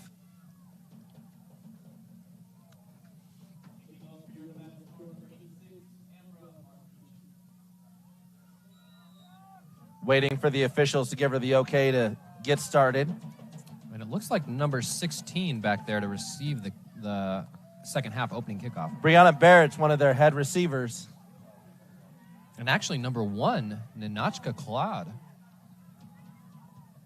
And she is still going all the way up to the 30, what does that look like? The 37? 36? Yeah, they're going to go ahead and give her the 36-yard line. 37, I think, is where the official is going to go ahead and jog out there. Well, what are we thinking is going to be the keys for success for the Cali War to go ahead and retake the lead on this offensive series? Well, I think that the Cali War is actually doing a great job. I think they need to get the ball out a little bit quicker when they're throwing. They're getting great protection back there, but they're just not completing all of their throws. I think that they also need to get the run game going. I mean, I'm looking at number 21, Nori Washington. She needs to get going. And they need to quit with the turnovers. They've fumbled the ball twice now, and their backs and their receivers need to hang on to that ball. It's definitely been a story of turnovers and penalties against the War in the first half. Hopefully they can fix that in their halftime corrections. Wiggins is going to go ahead and be the shotgun. She's going to look to the right. Pass to number 1, Natasha Cloud, off the right-hand side. He's going to get pretty close to the line of gain.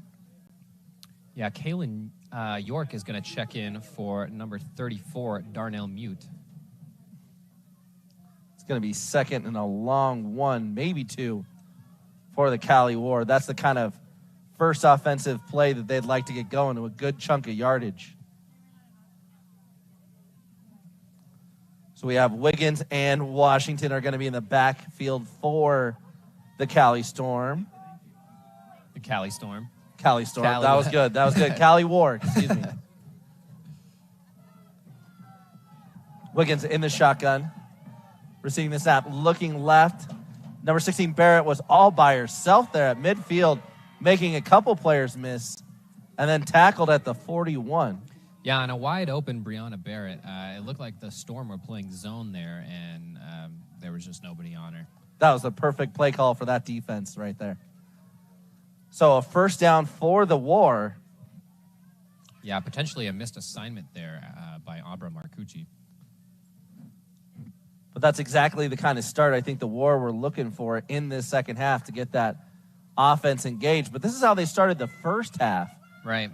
They started the first half firing on all cylinders and then kind of sputtered out towards the end. Well, and I will say, too, the Cali War have kind of struggled on the opposing side of the field. They get past the 50-yard line and haven't really been able to get much. Pass complete to number 21, Washington, making a couple players miss, and then tackled at the 22 by Colangelo. Yeah, finally brought down by Colangelo. She had some great blocks on the inside and then really just took off. That was a great cut up field by Washington for the Cali War, and that passing offense is really starting to click here. Well, and that's exactly what we were saying. They need to get the balls to their playmakers, and number 21, Nori Washington, and that's exactly what they needed. So I think if they continue this on, they could really make an impact here in this game. Washington's going to go ahead and be in her shotgun with, Wiggins in the shotgun, looking to the right. Pass was intended for number 1, Cloud. Falls incomplete. Yeah, and a low pass there. And I wonder, the Cali War kind of run a 2-quarterback system. I wonder if we are going to end up, seeing number 12, Ashlyn Solerano. Yeah, we haven't seen her yet in this game. I don't know if she's hurt or if they're just going to kind of shift to a 1-quarterback system, but it's been all Wiggins today. So Wiggins again in the shotgun with Washington behind her almost in the I formation. Tosses to Washington to the left. Breaks a couple of tackles. Ambra Makuchi finishing her off. Yeah, great tackle there by number 11, Sarah Anderson, and Ambra Marcucci there for the assist. Again, number 21, Washington's been doing a great job to start this second half for the War. So clearly she's feeling better from that initial injury. Right, yeah, I know we kind of talked a little bit about when she went down in the first half, but it looks like maybe she was just cramping or something because looks like she's walking okay. Wiggins again in the shotgun. Nevada Storm looking to hold on a 3rd and 11. Pass way over the head of Cloud.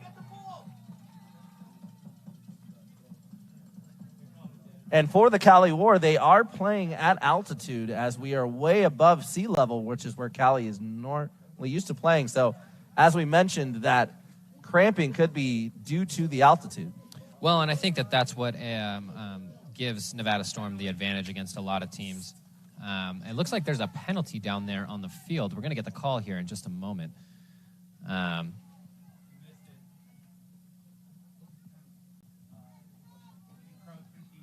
it looks like that's going to be encroachment on the Nevada Storm, so that's going to move the Cali War up to just about the 17-yard line. So Wiggins once again in the shotgun, switching Washington to our other side. Looking to the right, looking down the center.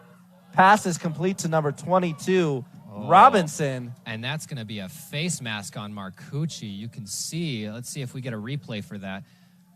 There's a couple of flags right where she got tackled, so everybody saw it. Yeah, that was a tough tackle. And 22 is a tough one to take down, Jamie Robinson. We're going to get the replay here in just a minute. Let's see. I mean, it was obvious. We could see it from up here. There's the throw. And right there, 2 hands almost brings her down from the face mask. Yeah, that was almost a horse collar and a face mask all in one. Right. Yeah, tough call, tough break for Marcucci. But it's going to be 1st and goal at about the 3 here for Cali War in great field position on their first offensive series. So we have number 70, Chardonnay Jenkins, in at running back for the Cali War. And the handoff is again to Jenkins, but the Storm just swarmed her the ball and stopped her in her tracks. Right, yeah. Cassie Macias Hicks was on that tackle. As you could see, she's getting up pretty excited over there. We love to see it. The baby Badger herself making a great tackle along with, it looked like number 21, J.J. Sanchez. All righty. Wiggins once again directing her offense to the right hash mark. Jenkins again, the tailback for the War. Looks like she's going to be lining up under center, which is what they did last time they were in this part of the field. And the handoff is to Chardonnay Jenkins. And it is a touchdown, but multiple flags on the play. Yeah, we'll see if there was a holding there. There's a couple of different penalties. We'll see what the official call is. There's one on right in the middle at the line of scrimmage and the one on the far side. So they could be offsetting. They could be both against one team. We'll have to wait and see. Here we go.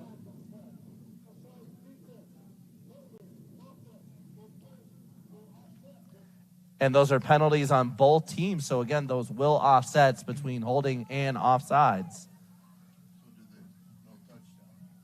Yeah, so that will negate the touchdown for the Cali War on offsetting penalties.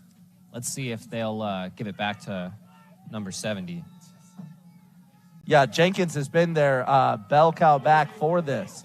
Right. Doing all the work at the goal line.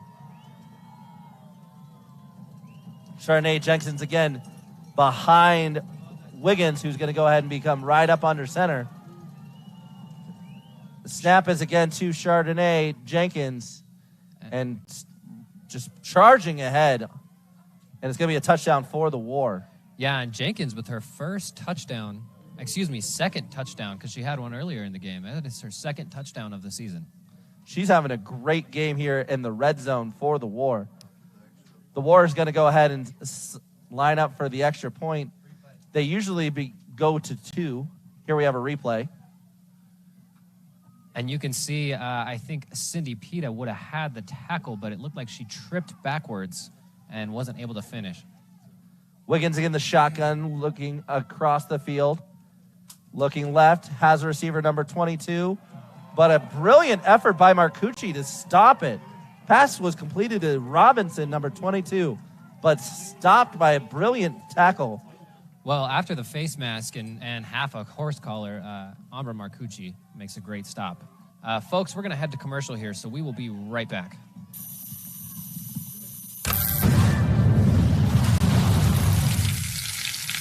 Hey, Reno and Sparks. Come check out Reno's hottest new burger truck. Serving up amazing smash burgers made fresh to order. We use fresh, never frozen beef, and we cut our veggies fresh daily. Find our schedule on both our Facebook and Instagram pages. We'll post our full schedule at the beginning of the week and once again the day of. Looking forward to seeing you all soon.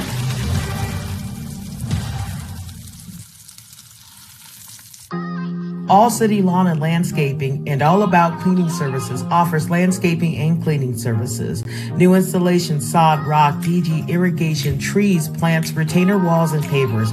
Commercial and residential cleanings, business offices, warehouses, deep cleanings, and move-outs. Call us today for your free estimate at All City Lawn, 775-720-8794, and All About Cleaning, 775-799-0949, licensed, bonded, and insured. I don't want to grow up. I'm basically a man-child. 2005 Burning Man.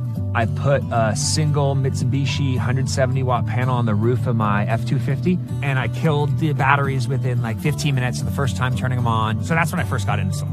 I was blown away by the customer service at Battleborn. We want them to be happy with our product, because in the long run, they're the ones who are out there using it. When you used to buy something American, like a car, something you knew was built really well, that's what I think of with Battleborn.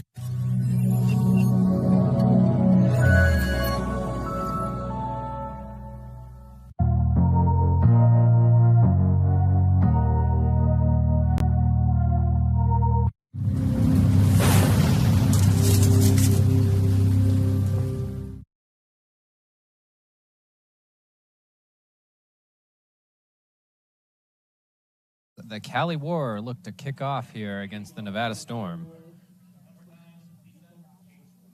It looks like, I can't see. Looks like number 9.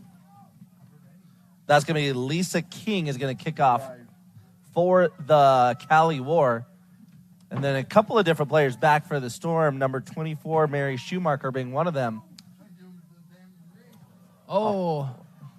And number 28, Alyssa William with the muffed kick, but she's going. She sheds another tackle and just taken down by her foot. Now that was an almost disastrous play, turns into a great special teams play. With the initial fumble, we're going to see the replay here. You can see initially she fumbles the ball, but she picks it up and just is a speed demon running right past everybody before finally getting caught by, looked like number 59. Yeah, at that point, she was almost gone, but thankfully got her right by that cleat. So Etchen's going to be the quarterback here to start the second half. Handing it off to number 22, Plummer, looking for a couple of holes. He's not going to get it, as the Cali War really signaling in on Plummer when she gets the ball. Well, folks, that was a 28-yard return on that last play. Sorry for that late information. And, you know, penalties have really been the talk of this game. The Storm have had 70 penalty yards. Excuse me. That information may not be correct. We're going to go and double check that and get back to you after this play. So we have Etchen in the backfield and her shotgun, Plummer to her left. Handing off to Plummer, looking off the right-hand side. Finding the sideline, shaking a tackle. Running, just gets pushed out of bounds. Oh, that was pretty close. She was looking to try to get it all there. Finally, she finds some running room as Plummer, you can see the speed and the elusiveness when she gets a chance. So here's our replay. You can see as Plummer gets the ball and runs just to the right-hand sideline, showing those skills. Well, and this is exactly what we were talking about.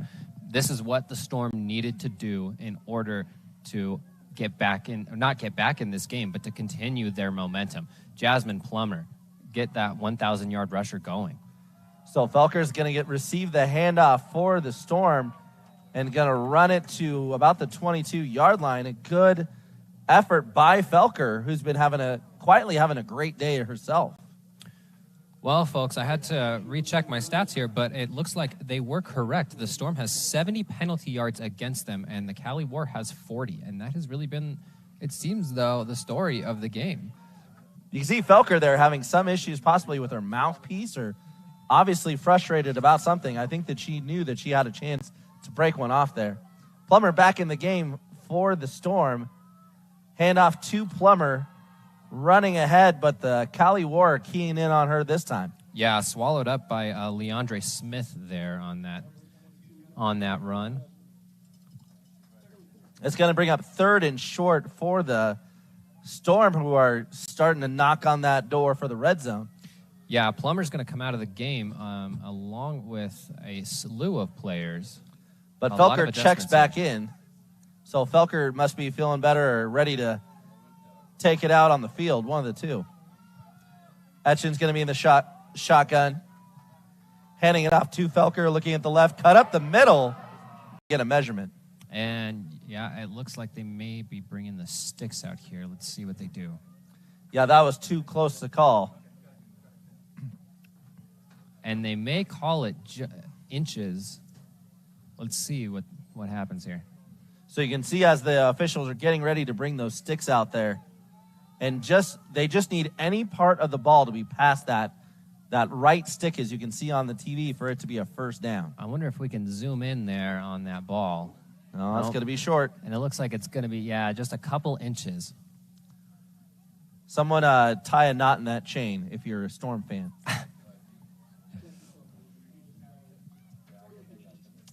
All righty. Well, it looks like Felker's coming out of the game. I'm not sure if she's coming out to get a call or if she's going to be sitting out in this play. Plummer has checked in. We'll see what the call is going to be. Etchen is in there at quarterback, so we're not looking at a Wildcat at this point in time. In the shotgun formation. Potentially a quarterback sneak. Let's see what happens here. Very tight formation for them. And a trick play. Looks like it was a falling forward sort of situation. We'll see where it is. Everyone's pointing in their team's direction. Yeah, the Cali War think that they have the ball. Waiting to hear for a confirmation on the field from the officials. Oh, they're going to give it to the Storm. First down, Nevada Storm. I didn't see who got the carry on that. Let's see if we can get a replay. It was, to be honest, I thought they were going to give it to Plummer, and then the line of scrimmage just started moving. So that was a great play call by Coach Garza. But it doesn't look like, oh, here we go. Still not quite sure exactly who got the ball on that one. But regardless of what it is, it looks like they're going to give a first down. But the referees, I clarify here, are going to bring the sticks back out. For another measurement, and it looks like it's good. Now it's Facebook official. Facebook official.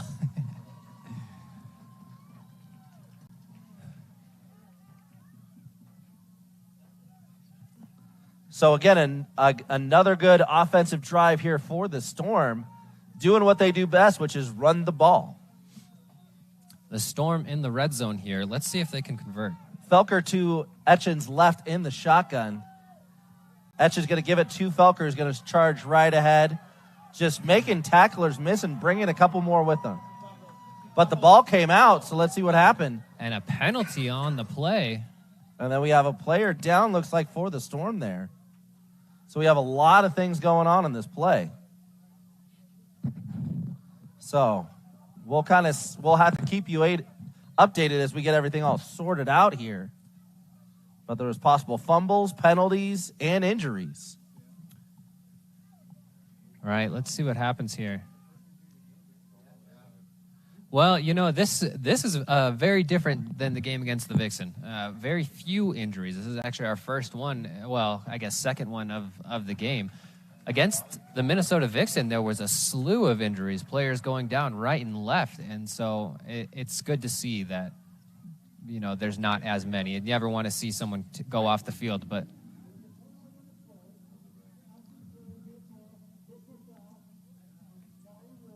So there's going to be a personal foul penalty against the Cali War, but it's going to go after the fumble. So Cali War will get the ball after the fumble, but it's going to march them back a few yards. And a disappointing possession there for the Nevada Storm. You know, they were really moving the ball. They were running the ball well, and to end it in a fumble is not what they were expecting. Yeah, turnovers seem to be the story of this game, and this one going against the Storm. So let's see if the defense can get that ball back for them that they did so many times there in that first half. Yeah, and that penalty, by the way, was on number 22, Jamie Robinson, for the Cali War. It's been a bunch of personal foul penalties against. All righty, so as we see, we got the Cali War getting to the line of scrimmage here. Wiggins is going to be the quarterback in her shotgun as her normal spot with Washington to her left, a little bit behind her. Looking to the right, looking to throw. The pass was intended for number 21, Washington, but that just went over her head. Yeah, and, you know, it seems like Chantel Nino Wiggins has kind of struggled tonight with overthrowing the ball.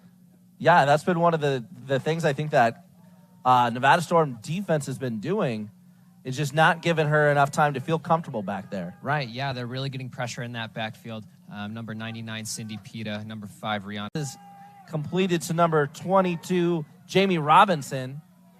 Finally brought down pretty close to the line of gain here. Might be about a couple feet short. Yeah, and she was down. She looked like she was going down, but they couldn't take her with them. And tackle finally made by Jesse Felker out there. And those are two defining players for their Wiggins right under the right under center. Two running backs there. Handoff is right up the middle. Looks like to number 70, Sharnae Jenkins, who got the first down by the spot of the official on the far side. Yeah, and Chardonnay Jenkins seems to be their short yardage runner. You know, if they need a first down, she's their gal. If they need a touchdown, you know, and they're right there on the goal line, she seems to be their go-to. So she's definitely been running very well downhill. She doesn't make a whole lot of cuts, just picks her hole and runs straight down. Right. Let's see if the Nevada Storm can get a stop here with 5:37 left in the third quarter. Wiggins in the shotgun. She's lining up right in her centers, which she's done a couple times this half, with two running backs deep. Looking to throw, passes to number 21, Washington. And she evades a tackle by number 34, Darnell Mute, and finally gets taken down again by Jessie Felker. Jessie Felker having a great game for tackles.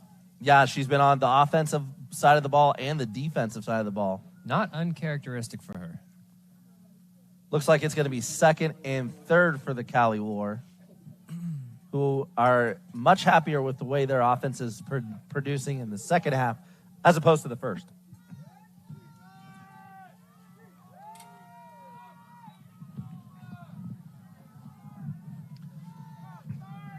Wiggins in the shotgun for the Cali War.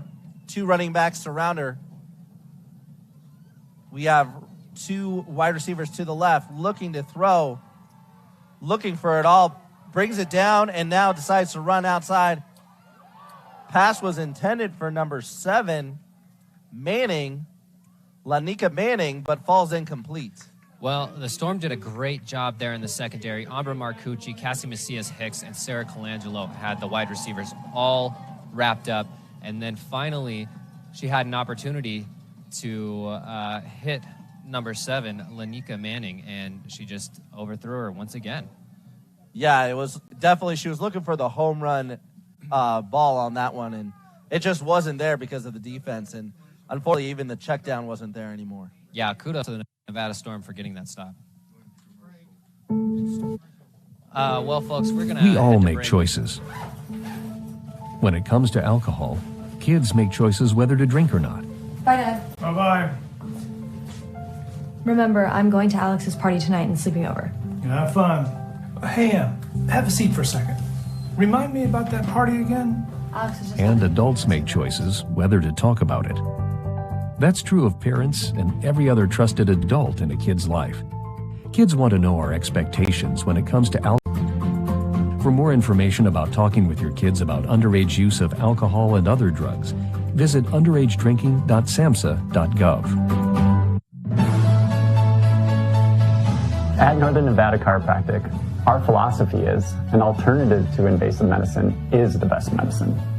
One of the best things we employ at Northern Nevada Chiropractic is that we have multiple different options for treating the patient. We have pregnancy care, we have sports med, we have spinal decompression. We don't just treat everyone the same way. There's no cookie cutter way of treating a patient.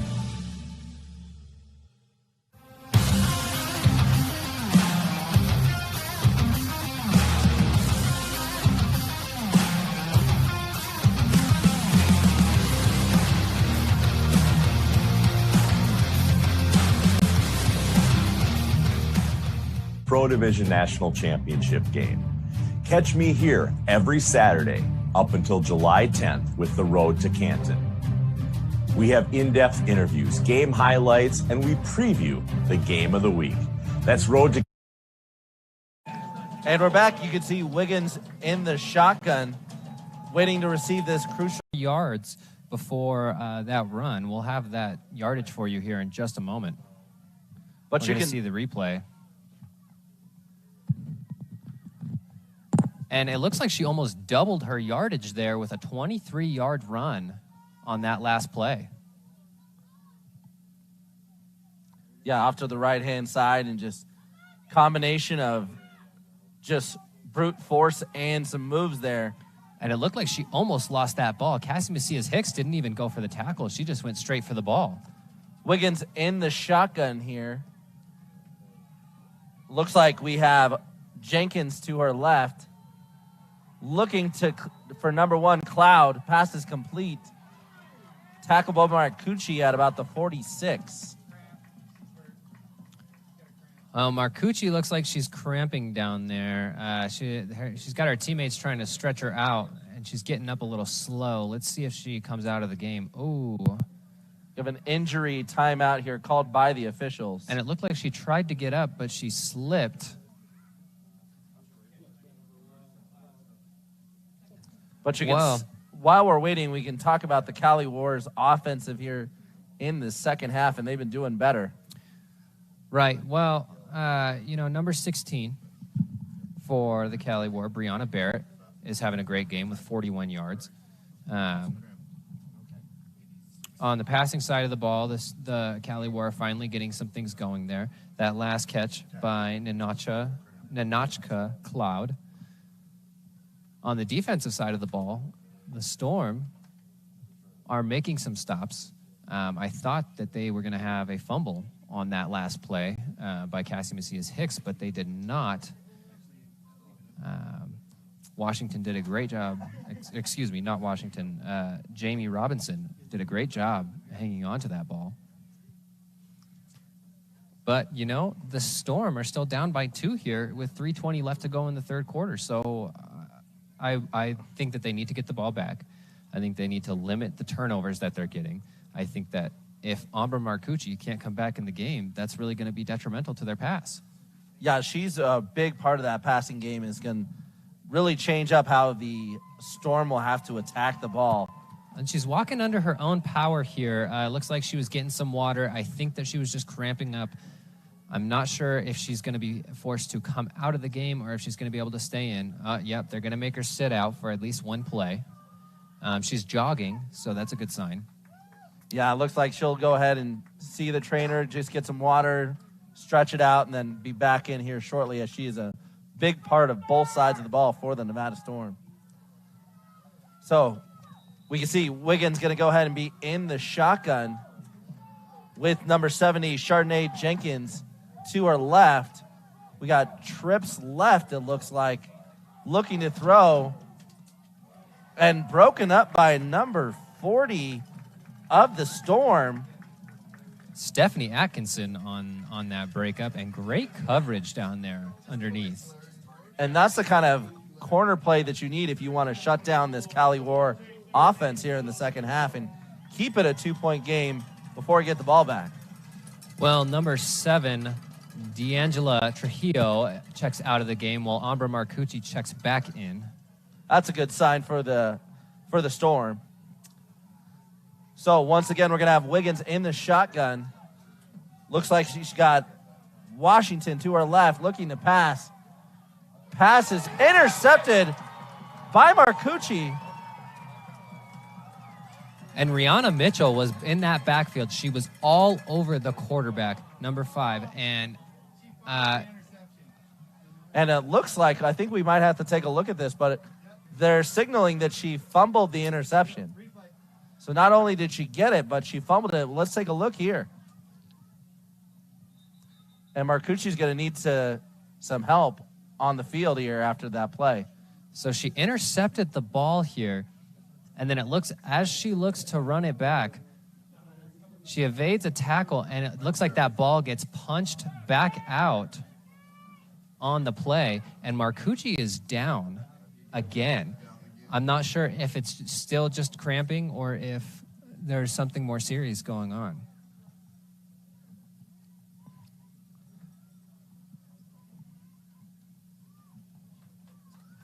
Looks like Marcucci is coming off the field under her own power again.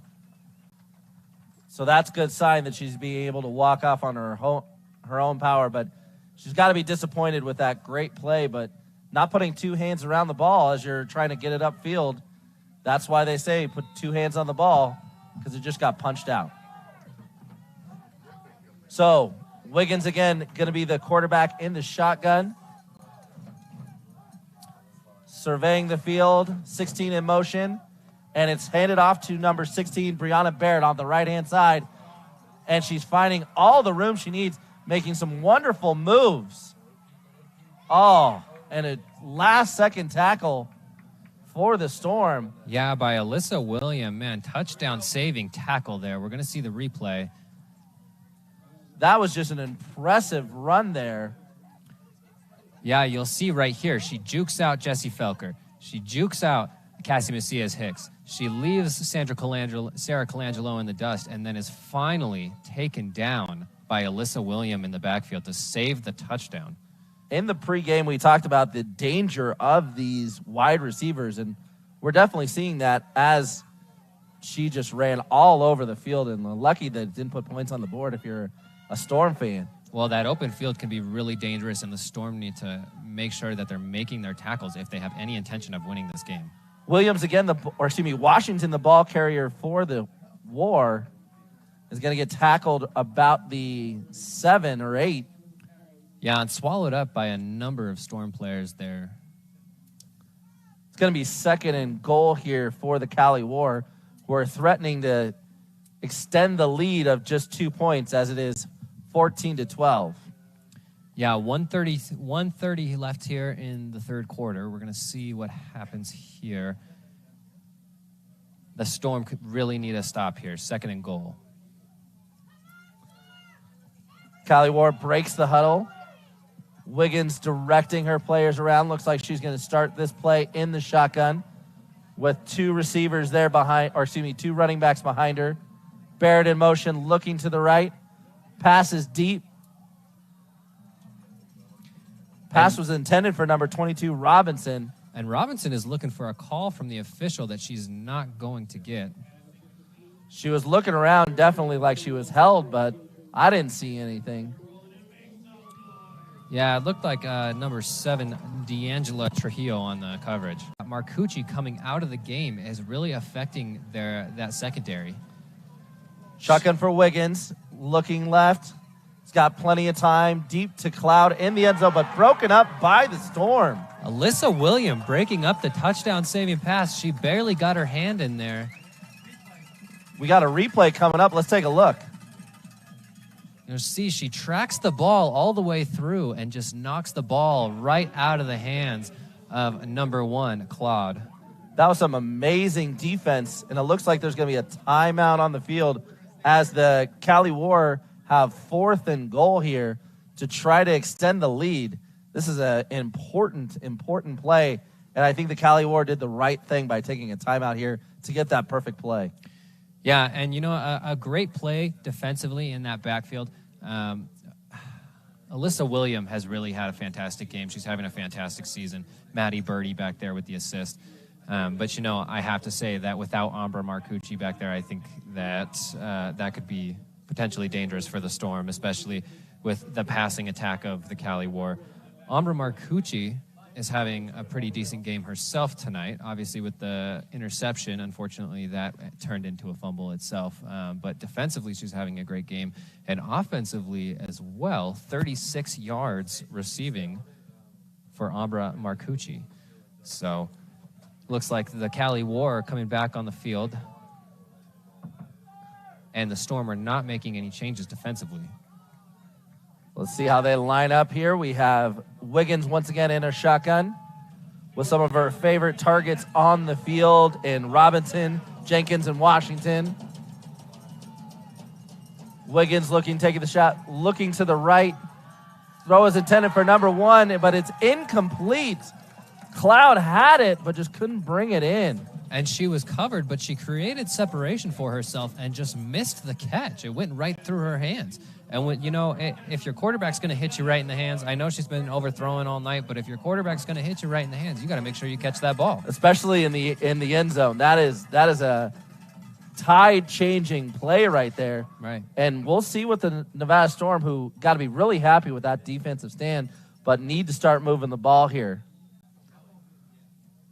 Now they got quite a field here to go. They got about 98 yards to go. 92 yards to go here. They have quite a bit of a field to tackle here. Yeah, and they put their big blockers in. So to block for them, we have Cindy Pita, Carrie Mackey, and number 21, JJ Sanchez as well. But it doesn't look like Jasmine's lining up in the backfield. Etchin's in the shotgun. Oh, we have a penalty here. Well, Mary Shoemaker came in motion. It's going to be delay of game against the Storm. Yeah, Mary Shoemaker came in motion, but they were just too late getting set there. And so the ball is going to be placed at right about the 3-yard line. So now it is about a 98-yard field. Correct. Yep. Etchin in the shotgun from her own end zone.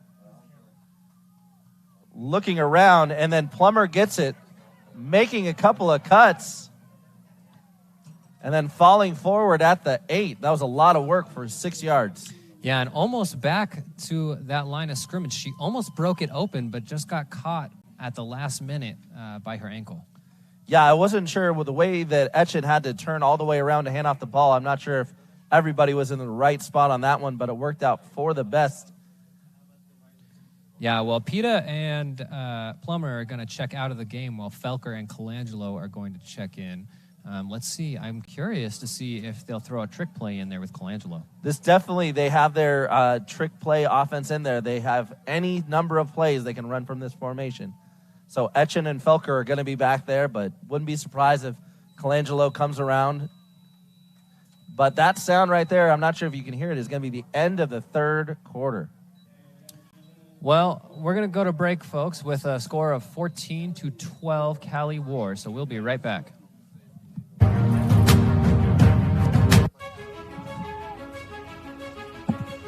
A Hall of Fame type game as Cahill keeps the ball herself. Eludes a couple tackles. She's on her way to the end zone. Nobody else there. is handed off to Cooper. Cooper gets enough for the first down. Cooper finding her way. She's down to the 10, the 5, and she's in. Gets a hole. Finds enough for the first down. Breaks a couple tackles. She's only got one person to beat. She's going to be in for a Minnesota Vixen touchdown.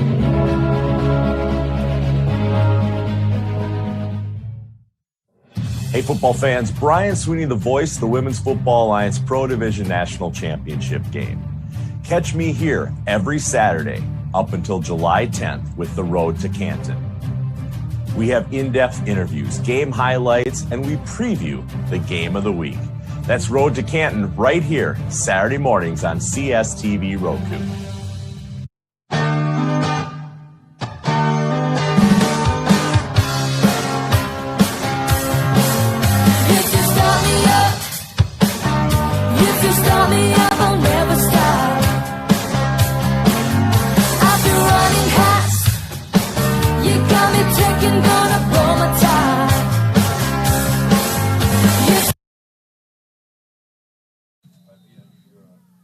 Pass wasn't intended for Colangelo on that one. Sorry for missing that play, coming in a little bit late. Nevada Storm were so excited to get started. Yeah, and just a tough miss there. Colangelo wide open downfield. The Storm really needed that one.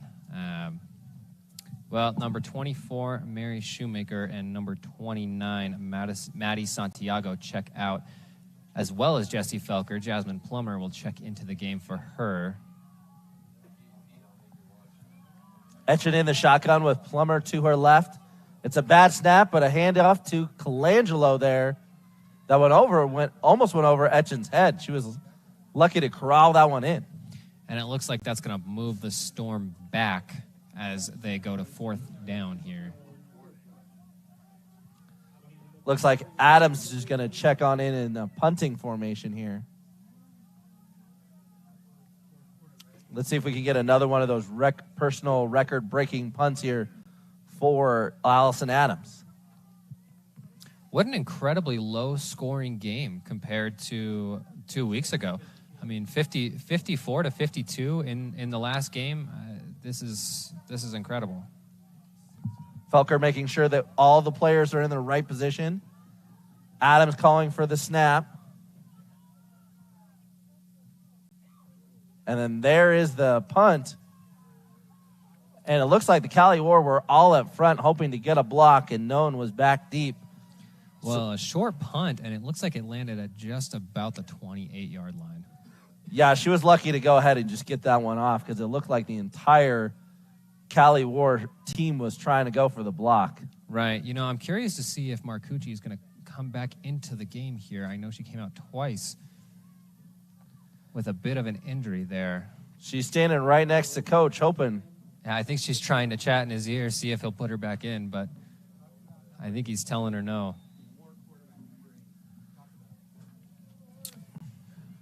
Well, number 8, Chantel Wiggins has had a great game tonight. She's getting the ball out quick.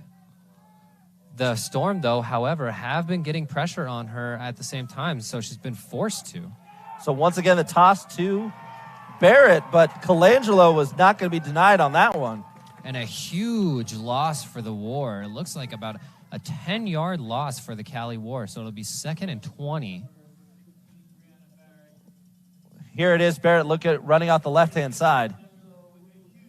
But Colangelo just will not be denied. Well, and it looked like she almost had the strip there. She had her hand on the ball, and I think that that's what she was hoping for, but she wasn't willing to give up the tackle to do it. Understandably, of course. For sure. Wiggins, once again, being a great game manager here in this low-scoring affair, trying to do her best to put her team in a position to win. 2nd and 18 for the Cali War. Cloud in motion. Handoff is going to be to number 3, Jones. And it's pushed out of bounds around the 32-yard line.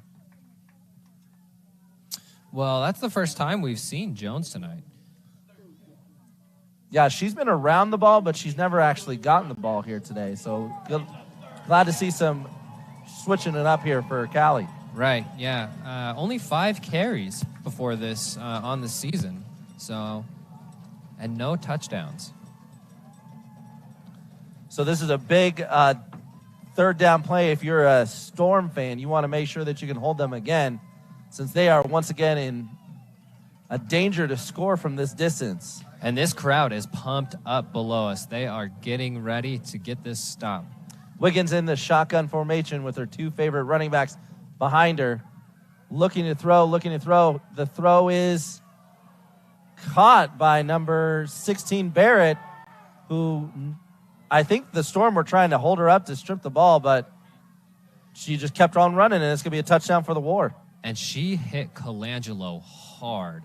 Colangelo wanted that tackle. She wanted that stop, but just got run over, basically.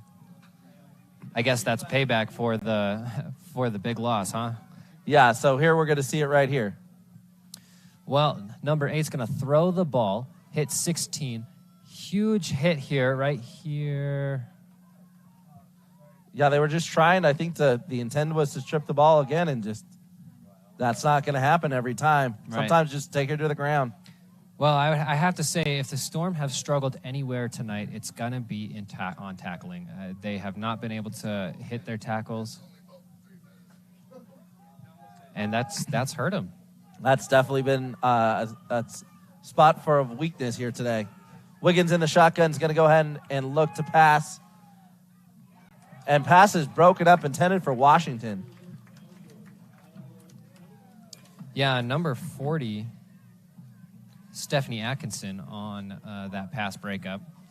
So with a little under 12 left in the fourth quarter, we have the Cali War up 20-12. And you can see the score and the scoreboard there on the screen. It's time for the Nevada Storm to start getting a sense of urgency. Well, you know, on defense, I would say that they have it. I know that they did just give that up, but they have been making some stops, regardless of a couple missed tackles on their last 2 drives. But you know, Sarah Colangelo has 9 tackles tonight. 9 tackles. I mean, that's nothing to turn your head at. Ambra Marcucci is coming back into the game. Looks like to receive it. Before the kickoff, I definitely want to give a shout out to Dream Pilot Films and Todd Miller Productions for their great help in producing our broadcast. This couldn't be done without them, excuse me.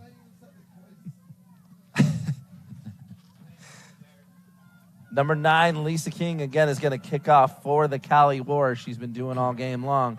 We'll see what kind of kick they have in store, if it's a short kick to try to recover. We'd like to remind everybody that kickoffs are different than punts. A kickoff is considered to be a live football, so they don't have to touch it first. The first person to grab it gets it. And it is kind of a pooch kick, but recovered well by number 28, Alyssa William, who is having a fantastic night tonight. She brings the ball up to about the 50-yard line and will give the Storm great field position to start this possession. That was perfect special teams play by the Storm. They weren't fooled, and they were ready to advance the ball. And that's one thing that I'll say about the Storm. Their special teams has been fantastic this season. Against the Minnesota Vixen, they had 2 turnovers on special teams, and I can't say enough about them. And now it's time for their offense to show that same tenacity here and put some points up on the board to get this a little bit closer. Etchen in the shotgun for the Storm, signaling in motion. And the handoff is to Plummer up the middle. Runs up to about the 44-yard line. A good chunk there by Plummer. Well, you know, with 11:42 left in this game, let's see if they can finally get Plummer going. And that's going to be the tribute to your offensive line, because the Storm are a run-first defense. They've been putting it to the defensive line of the Cali Storm all game, and this is where that can pay dividends. Yeah, well, Mary Shoemaker checks out, and Jessie Felker checks back into the game. Jasmine Plummer is also staying in the game. Etchen is going to go ahead and hand it off to Plummer, as there was plenty of people ready to get the ball. And Plummer with a great run, keeping running. And she just exploded out of the backfield. They faked to Felker and ran it right up the middle, and Jasmine Plummer with the speed, showing off the wheels. Let's see a replay. Oh, Plummer's coming back in. I think she was getting a breather, but here is that replay. Yeah, and you'll see right here, Plummer gets a good hole. She sees the defender, but she's shaking her off, and she has a great run of 20 yards. Here's that rush offense of the Storm. Etchen's in the shotgun. Felker in motion's going to go ahead and give it off to Plummer again. This might be the same play, but it worked. So Plummer, again, the ball carrier, is going to go into about the 17-yard line. And this is what we've waited to see all night from Jasmine Plummer. Last season, she had over 1,000 yards rushing. It's incredible. She does look like she's limping a little bit there. Maybe she aggravated that ankle a little bit, but hopefully we can get her back in the game because she's starting to heat up finally here in the fourth quarter with the Storm down by 8.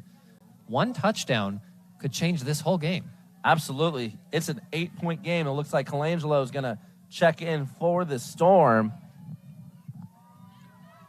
We have Colangelo and Etchen back in the backfield for the Storm. Colangelo to the right.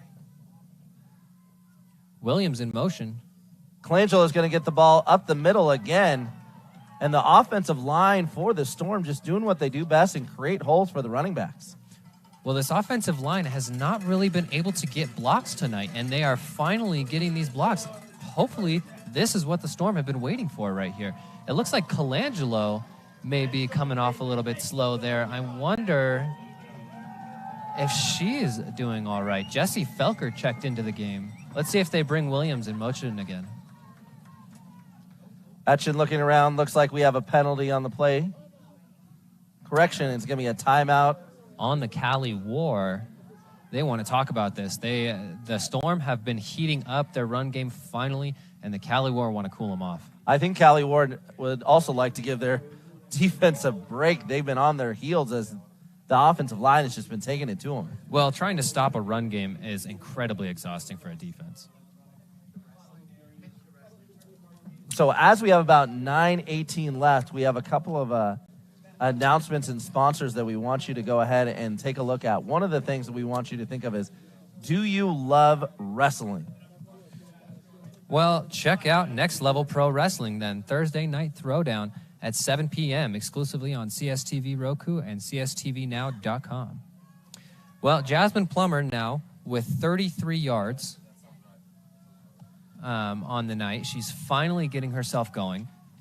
Hopefully she gets back in this game and we get to see her, her potential, which we have not really been able to see this season. No. She's been sort of sidelined because of an ankle injury, but this play is going to have to be Felker. So Etchen going to go ahead and receive the snap, give it to Felker up the middle. And Felker is going to go ahead and be met by a couple of Cali War players on that one. Looks like they're starting to think about that play. Yeah, and I'm curious what adjustments the Cali War just made in that timeout, and I wonder if this is going to be the stop. I wonder if they got the cool down that they needed. I'm also curious to see if Colangelo is going to get back in this game. It looks like she might be, as we speak, coming in and checking in for number 99, Cindy Pita. So it's going to be Colangelo and Etchen in the backfield for the Storm, which is a dangerous duo, along with Felker, number 1. Etchen in the shotgun. Williams is going in motion and is going to toss it to Williams. Felker's out, ready to block. And it was tackled there right around the 9-yard line. Yeah, and Felker just couldn't get up there to make that block, and unfortunately that hole closed up quick for William. Well, third down now for the Storm. And it's about 3rd and 6. They can get a first down here if they get pretty close to the goal line, but it's arguably 3rd and goal and an important one with 7:56 left here in the ball game. Well, Jasmine Plummer has just checked back in for Jessie Felker, so I'm thinking that she's feeling a little bit better. Let's see. I'm sure they're going to feed her the ball here the way she's been heating up. Etchen and Felker in the backfield, a couple of shifting players. Oh, and it looks like there may be an illegal shift here. Correction, that's going to be a timeout by the Storm. Coach didn't like what he saw as they were getting in motion there. Well, you know, I know I keep hitting on it, but I'd love to see Jasmine Plummer get a touchdown tonight. I'd love to see Jasmine Plummer really get going in this fourth quarter. I know she's had a couple good runs. Finally, that's what we've been waiting for. It's what we've come to expect from Jasmine Plummer over the last couple seasons. The Storm need her. Absolutely. I'd love to see her get the ball in space. Right. She's so dangerous when she gets to the edge. Right. She's shifty. She can just make those cuts and make you look foolish and miss so quickly. That love to see her on possibly a jet sweep or a toss where she can just get the ball so quickly and then turn on the jets. Right, and I think that the Storm offensive line has struggled tonight really to keep the Cali War defensive line at bay. Their linebackers have been on fire, and it's been impressive. The Cali War need to feel very confident in what they've been doing up until really this drive at shutting down the Storm rushing attack. So here we go. Here's our third down play here. You can see Etchen and Plummer in the backfield for the Storm. Etchen's going to go ahead and call for the shotgun snap. Couple of shifting players. Plummer's now on the right. Low snap. Etchen's looking left. Pass is intended for, but falls incomplete for number 28, Williams. And a beautifully broken up pass there by number 3. I'm not going to lie. I know we were looking for Storm, but I think we loved the play call. I thought that was a great play call to kind of keep everybody guessing because everybody's trying to key in on Plummer, and they went with the pass, and it was just a bummer that couldn't be brought in for a touchdown if you're a Storm fan. Yep, right, yeah, and Samia Jones on that pass breakup, just wanted to throw that out there real quick. One thing that I love about the Cali War is that they really have field generals out there. Number 22, Jamie Robinson, has been all over the place on both sides of the ball tonight, and you can see she's sitting there in the middle, and she's calling these plays. She's making sure that the rest of her team sees what's going on. And we have a timeout here for the Storm. Chris Garza, very heated.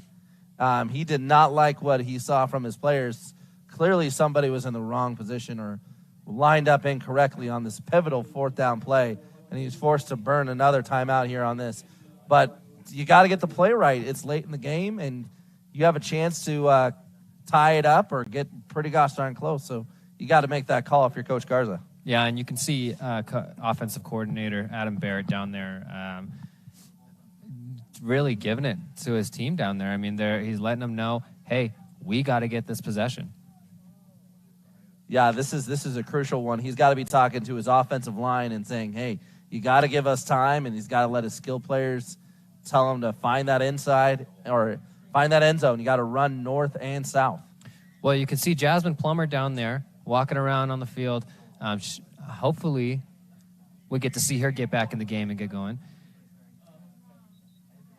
Yeah, and I think you're right. I think he was really letting his offensive line know, hey, we got to give our quarterback time back here to throw this ball. We got to give our running backs time and let this play develop. Absolutely. So create some holes. So here we go. This is a pivotal fourth down play here late in the game. Etchen's going to go ahead and be in the shotgun. Felker to her left. Williams in motion.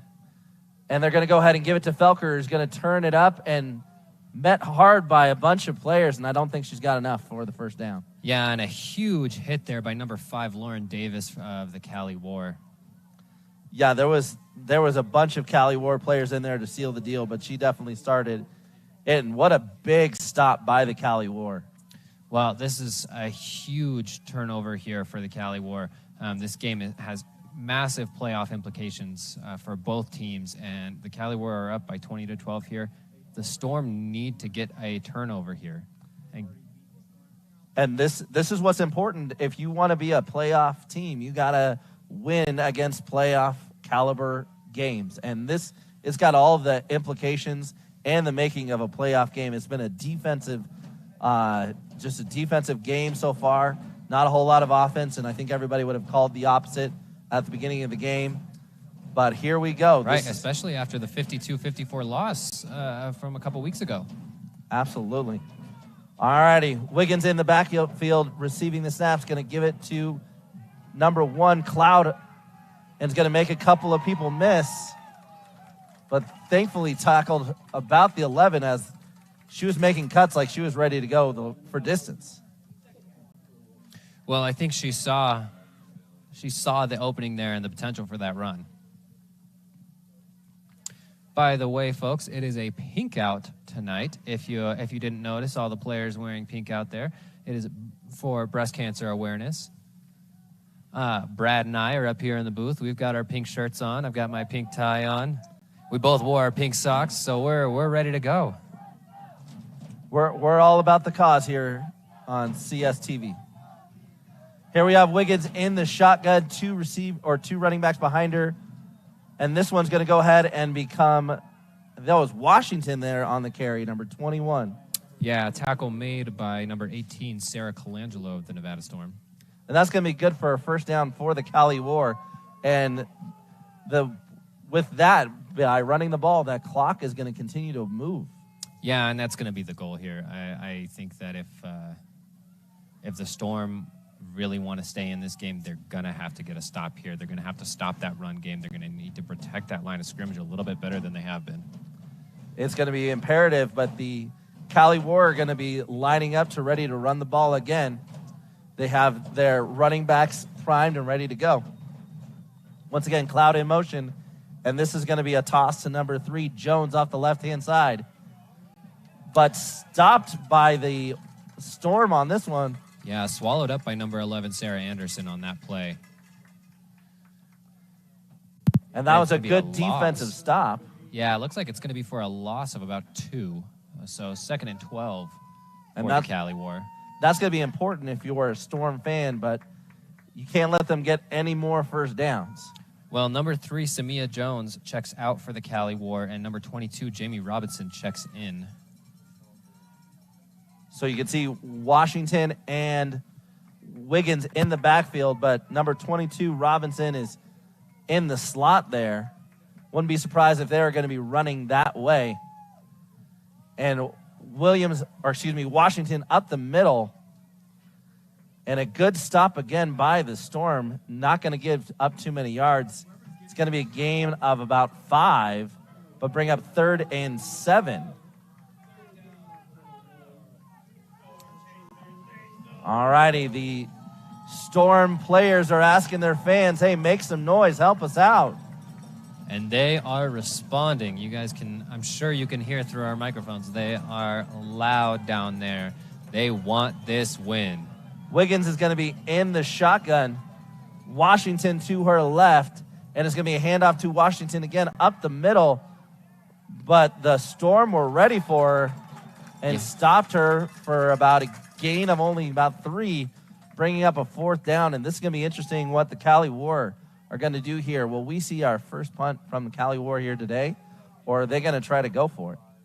Yeah, and nowhere for her to go. Rihanna Mitchell was all over that, made a big stop on 4th down. I'm curious to see if the Cali War will go for it. You could see right there, that's Rihanna Mitchell, we were just talking about. Coach Garza, actually, I had an interview with him, if any of you have seen that on Facebook, on our CSTV webpage. But he said that she is one of the hardest hitters in the game, and she is great on offense as well, making blocks. And then we have Lisa King on the rugby-style punt, which is going to get a Cali War bounce to about the 46-yard line. And that's where the Storm will start 1st and 10 with about 3:25 left. Well, folks, with 3:25 left, we are going to head to commercial, so we will be right back.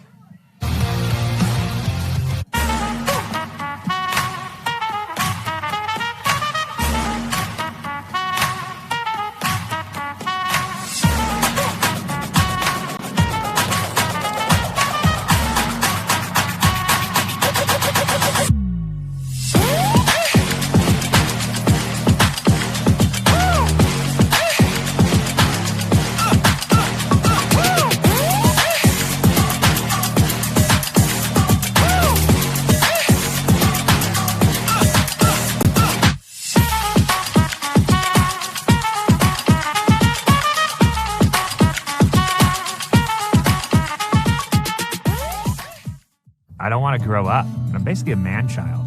2005 Burning Man, I put a single Mitsubishi 170-watt panel on the roof of my F-250, and I killed the batteries within like 15 minutes of the first time turning them on. So that's when I first got into solar. I was blown away by the customer service at Battleborn. We want them to be happy with our product because in the long run, they're the ones who are out there using it. When you used to buy something American, like a car, something you knew was built really well, that's what I think of with Battleborn. At Northern Nevada Chiropractic, our philosophy is an alternative to invasive medicine is the best medicine. One of the best things we employ at Northern Nevada Chiropractic is that we have multiple different options for treating the patient. We have pregnancy care, we have sports med, we have spinal decompression. We don't just... And we are back.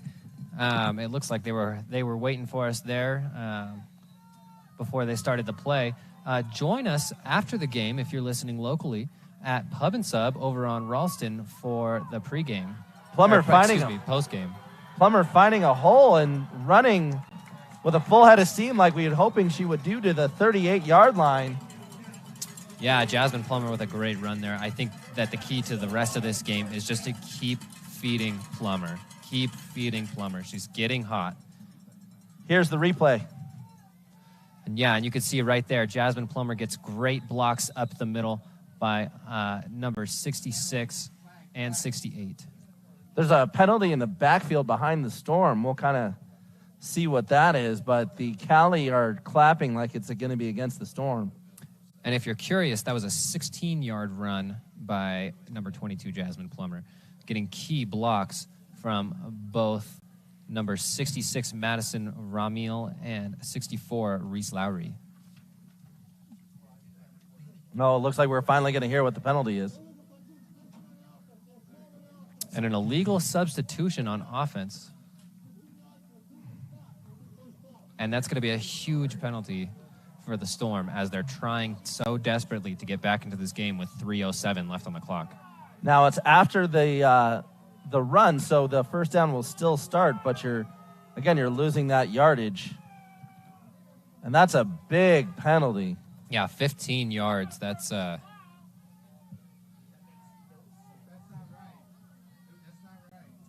yeah, it seems a little off here. 15 yards, that's a big penalty. The yardage does not seem to match the penalty.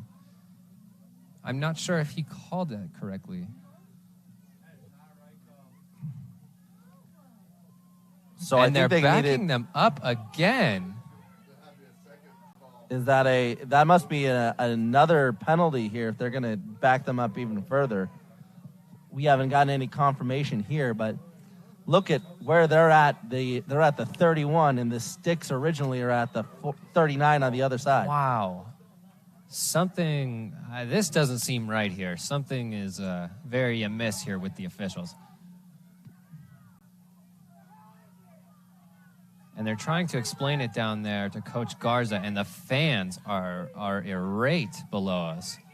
I wish they would, let us know what they are saying to him too, because we're all baffled here on how it became such a large penalty.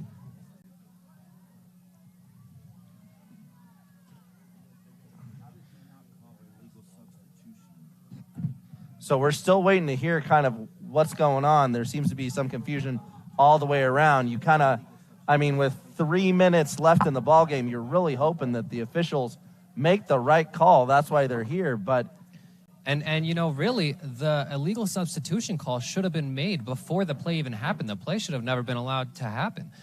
They broke the huddle with 12 players on the field. So really, the call should have been made prior to the play. Yeah, that's on the official. Yeah, and if they're going to do that, then the play is not allowed to progress, or they have to let it stand. I don't think that this is the right call either. Right. Yeah, this is, a huge penalty, huge implications for this game. The question is are they going to put more time on the clock? Because here we're now down to 3 minutes. And it also looks like they've moved the sticks. So they're going to wipe off that play like it never happened. Etchen looking to throw, rolling to her left, finding a receiver. Looks like it's caught by number 24. Mary Shoemaker.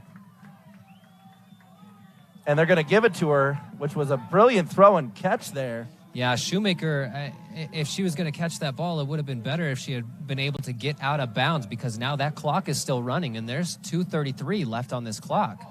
It's going to be a 2nd and 12. Etchen looking. Plummer to her left. The clock is running against her with 2:22 left. Etchen rolling. Looking to throw.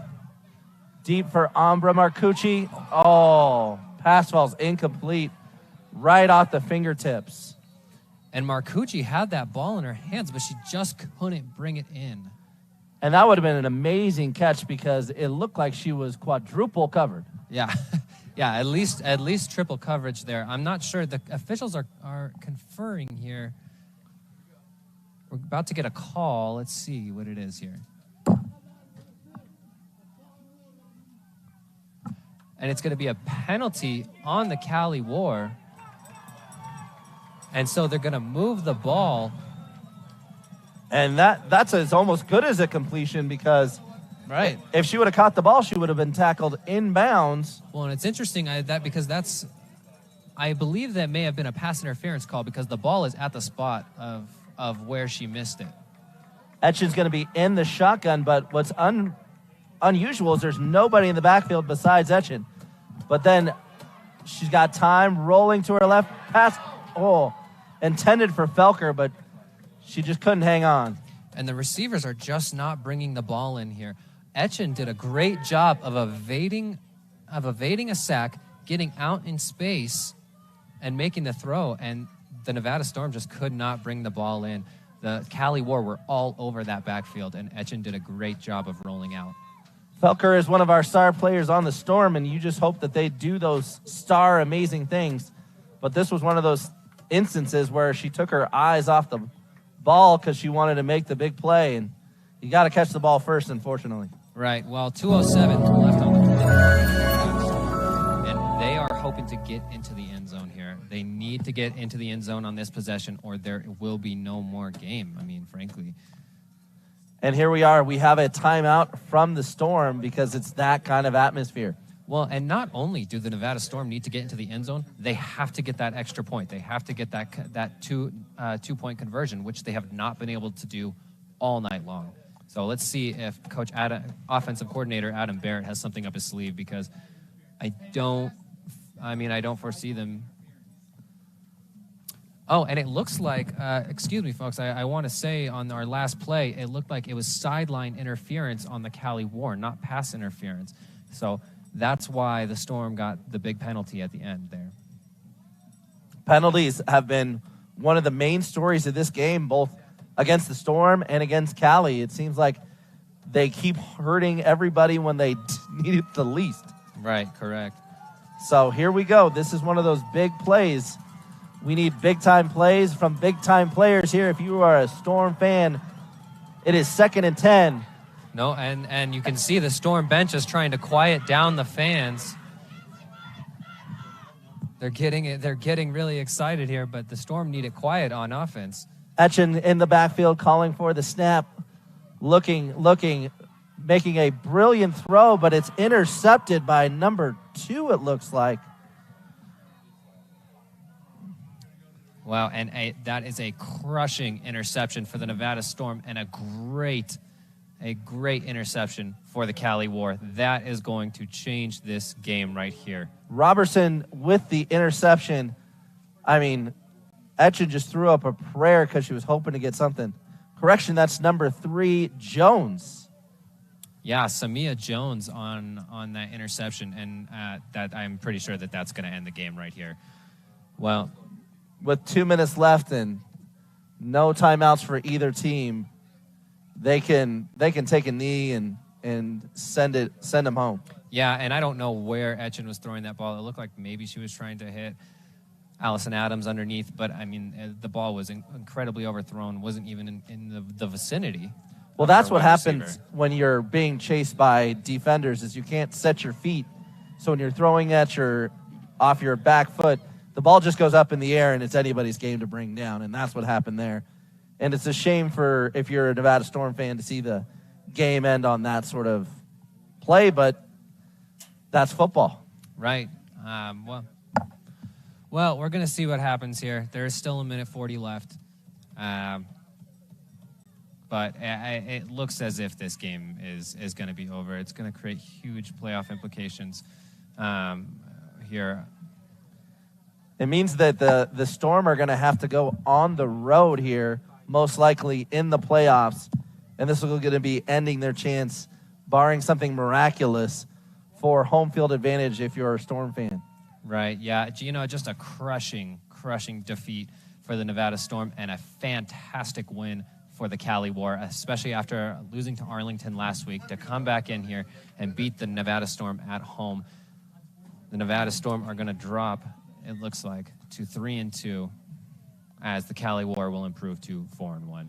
As you can see that Wiggins is just intent on taking a knee and taking as much time in the huddle as possible, as we are just under 45 seconds left in this ball game. And, you got to tip your hat to Cali War, because this was a hard-fought battle, and they're the ones that are going to come out on top on this one. And then is going to be another knee, and with less than 30 seconds left, that's going to be it. That's going to be the ball game. And you can see from the Cali side that they are excited, and they should be proud of their efforts. But the Nevada Storm, they should be proud too. They took a very, very potent offensive team, and they kept them to 20 points. And the last time they met, it was in the 50s. So everybody should feel good about this win.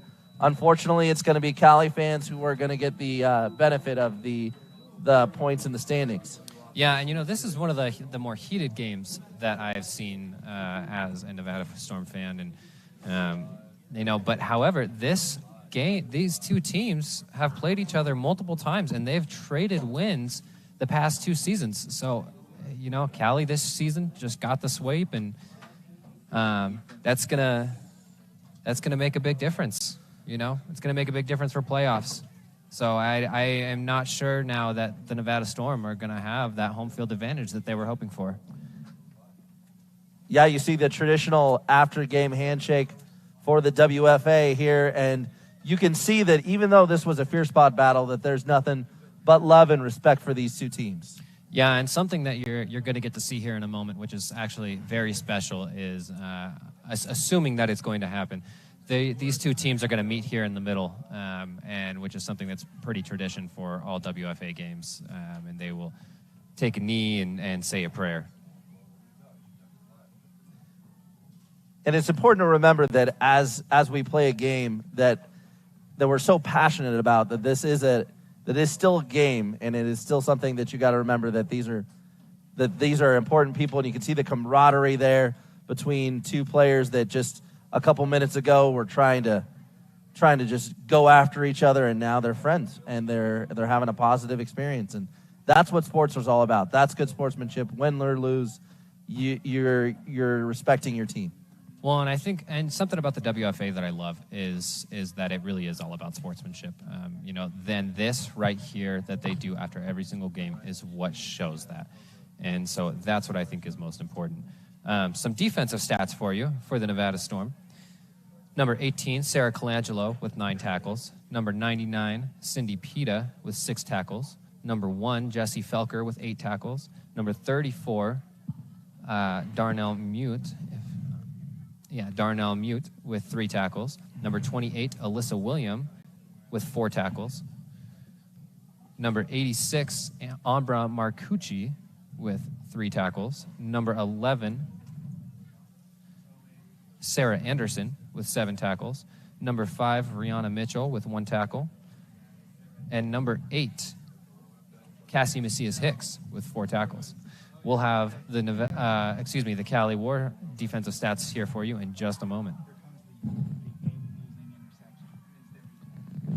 Well, we're going to go to instant replay here, and we're going to see the game-winning interception here for the Cali War.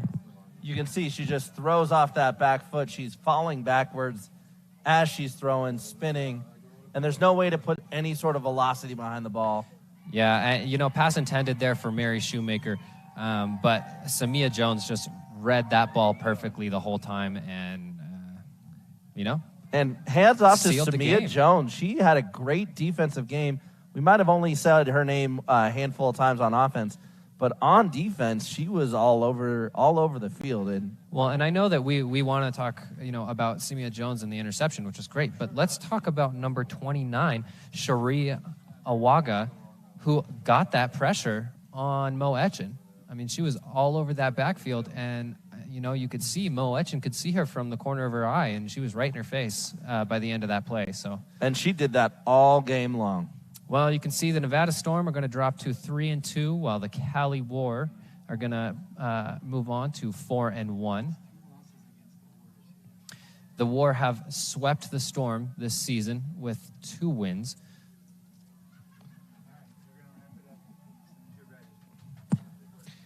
And with those again, it's going to be tough for the Storm to get that home field advantage with those 2 losses, as they will fall in the rankings in their division.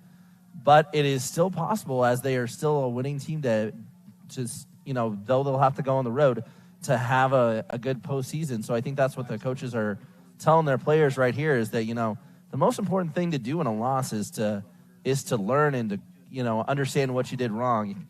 These are the times my coach would tell me you need to have the mind of a goldfish. You got to forget quickly, because they have another team here next week here, and they need to make sure that they come away with a win with that one. So, it's heartbreaking to get a loss, but what's important is that you keep learning, keep growing, and now we're going to have some scores from around the league. Yeah, the Capital Pioneers beat the Seattle Spartans 22-14. The East Tennessee Valkyrie dropped a game to the Music City Misfits 14-12. The Austin Outlaws beat the Acadia Zydeco 26-12. The Cali War, as you just saw, beat the Nevada Storm 20-12. The Crucius Regulators beat the Sun City Stealth 48-20. The Jacksonville Dixie Blues beat the Gulf Coast Monarchy 26-0. The Nebraska Valkyries beat the Iowa Phoenix 21-6. The New York Knockout took down the Connecticut Hawks 55-6. The Houston Energy beat the Dallas Elite 42-13. And the Minnesota Vixen dropped a game today to the St. Louis Slam 20-18 for the final. That is an incredible score. Boston Renegades beat the DC Divas 60-28. And the Arlington Impact beat the Houston Power on a forfeit of a score to 1-0. I'm not sure why that was. Yeah, it looks like the Richmond Black Widows also beat the South Carolina Dames by forfeit 1-0. So, well, folks, thank you for joining us on this broadcast. We're so thankful to be here every single time we get to broadcast the Nevada Storm. And thank you so much from CSTV, from Dreamline Studios, Dream Pilot Films, and Todd Miller Productions.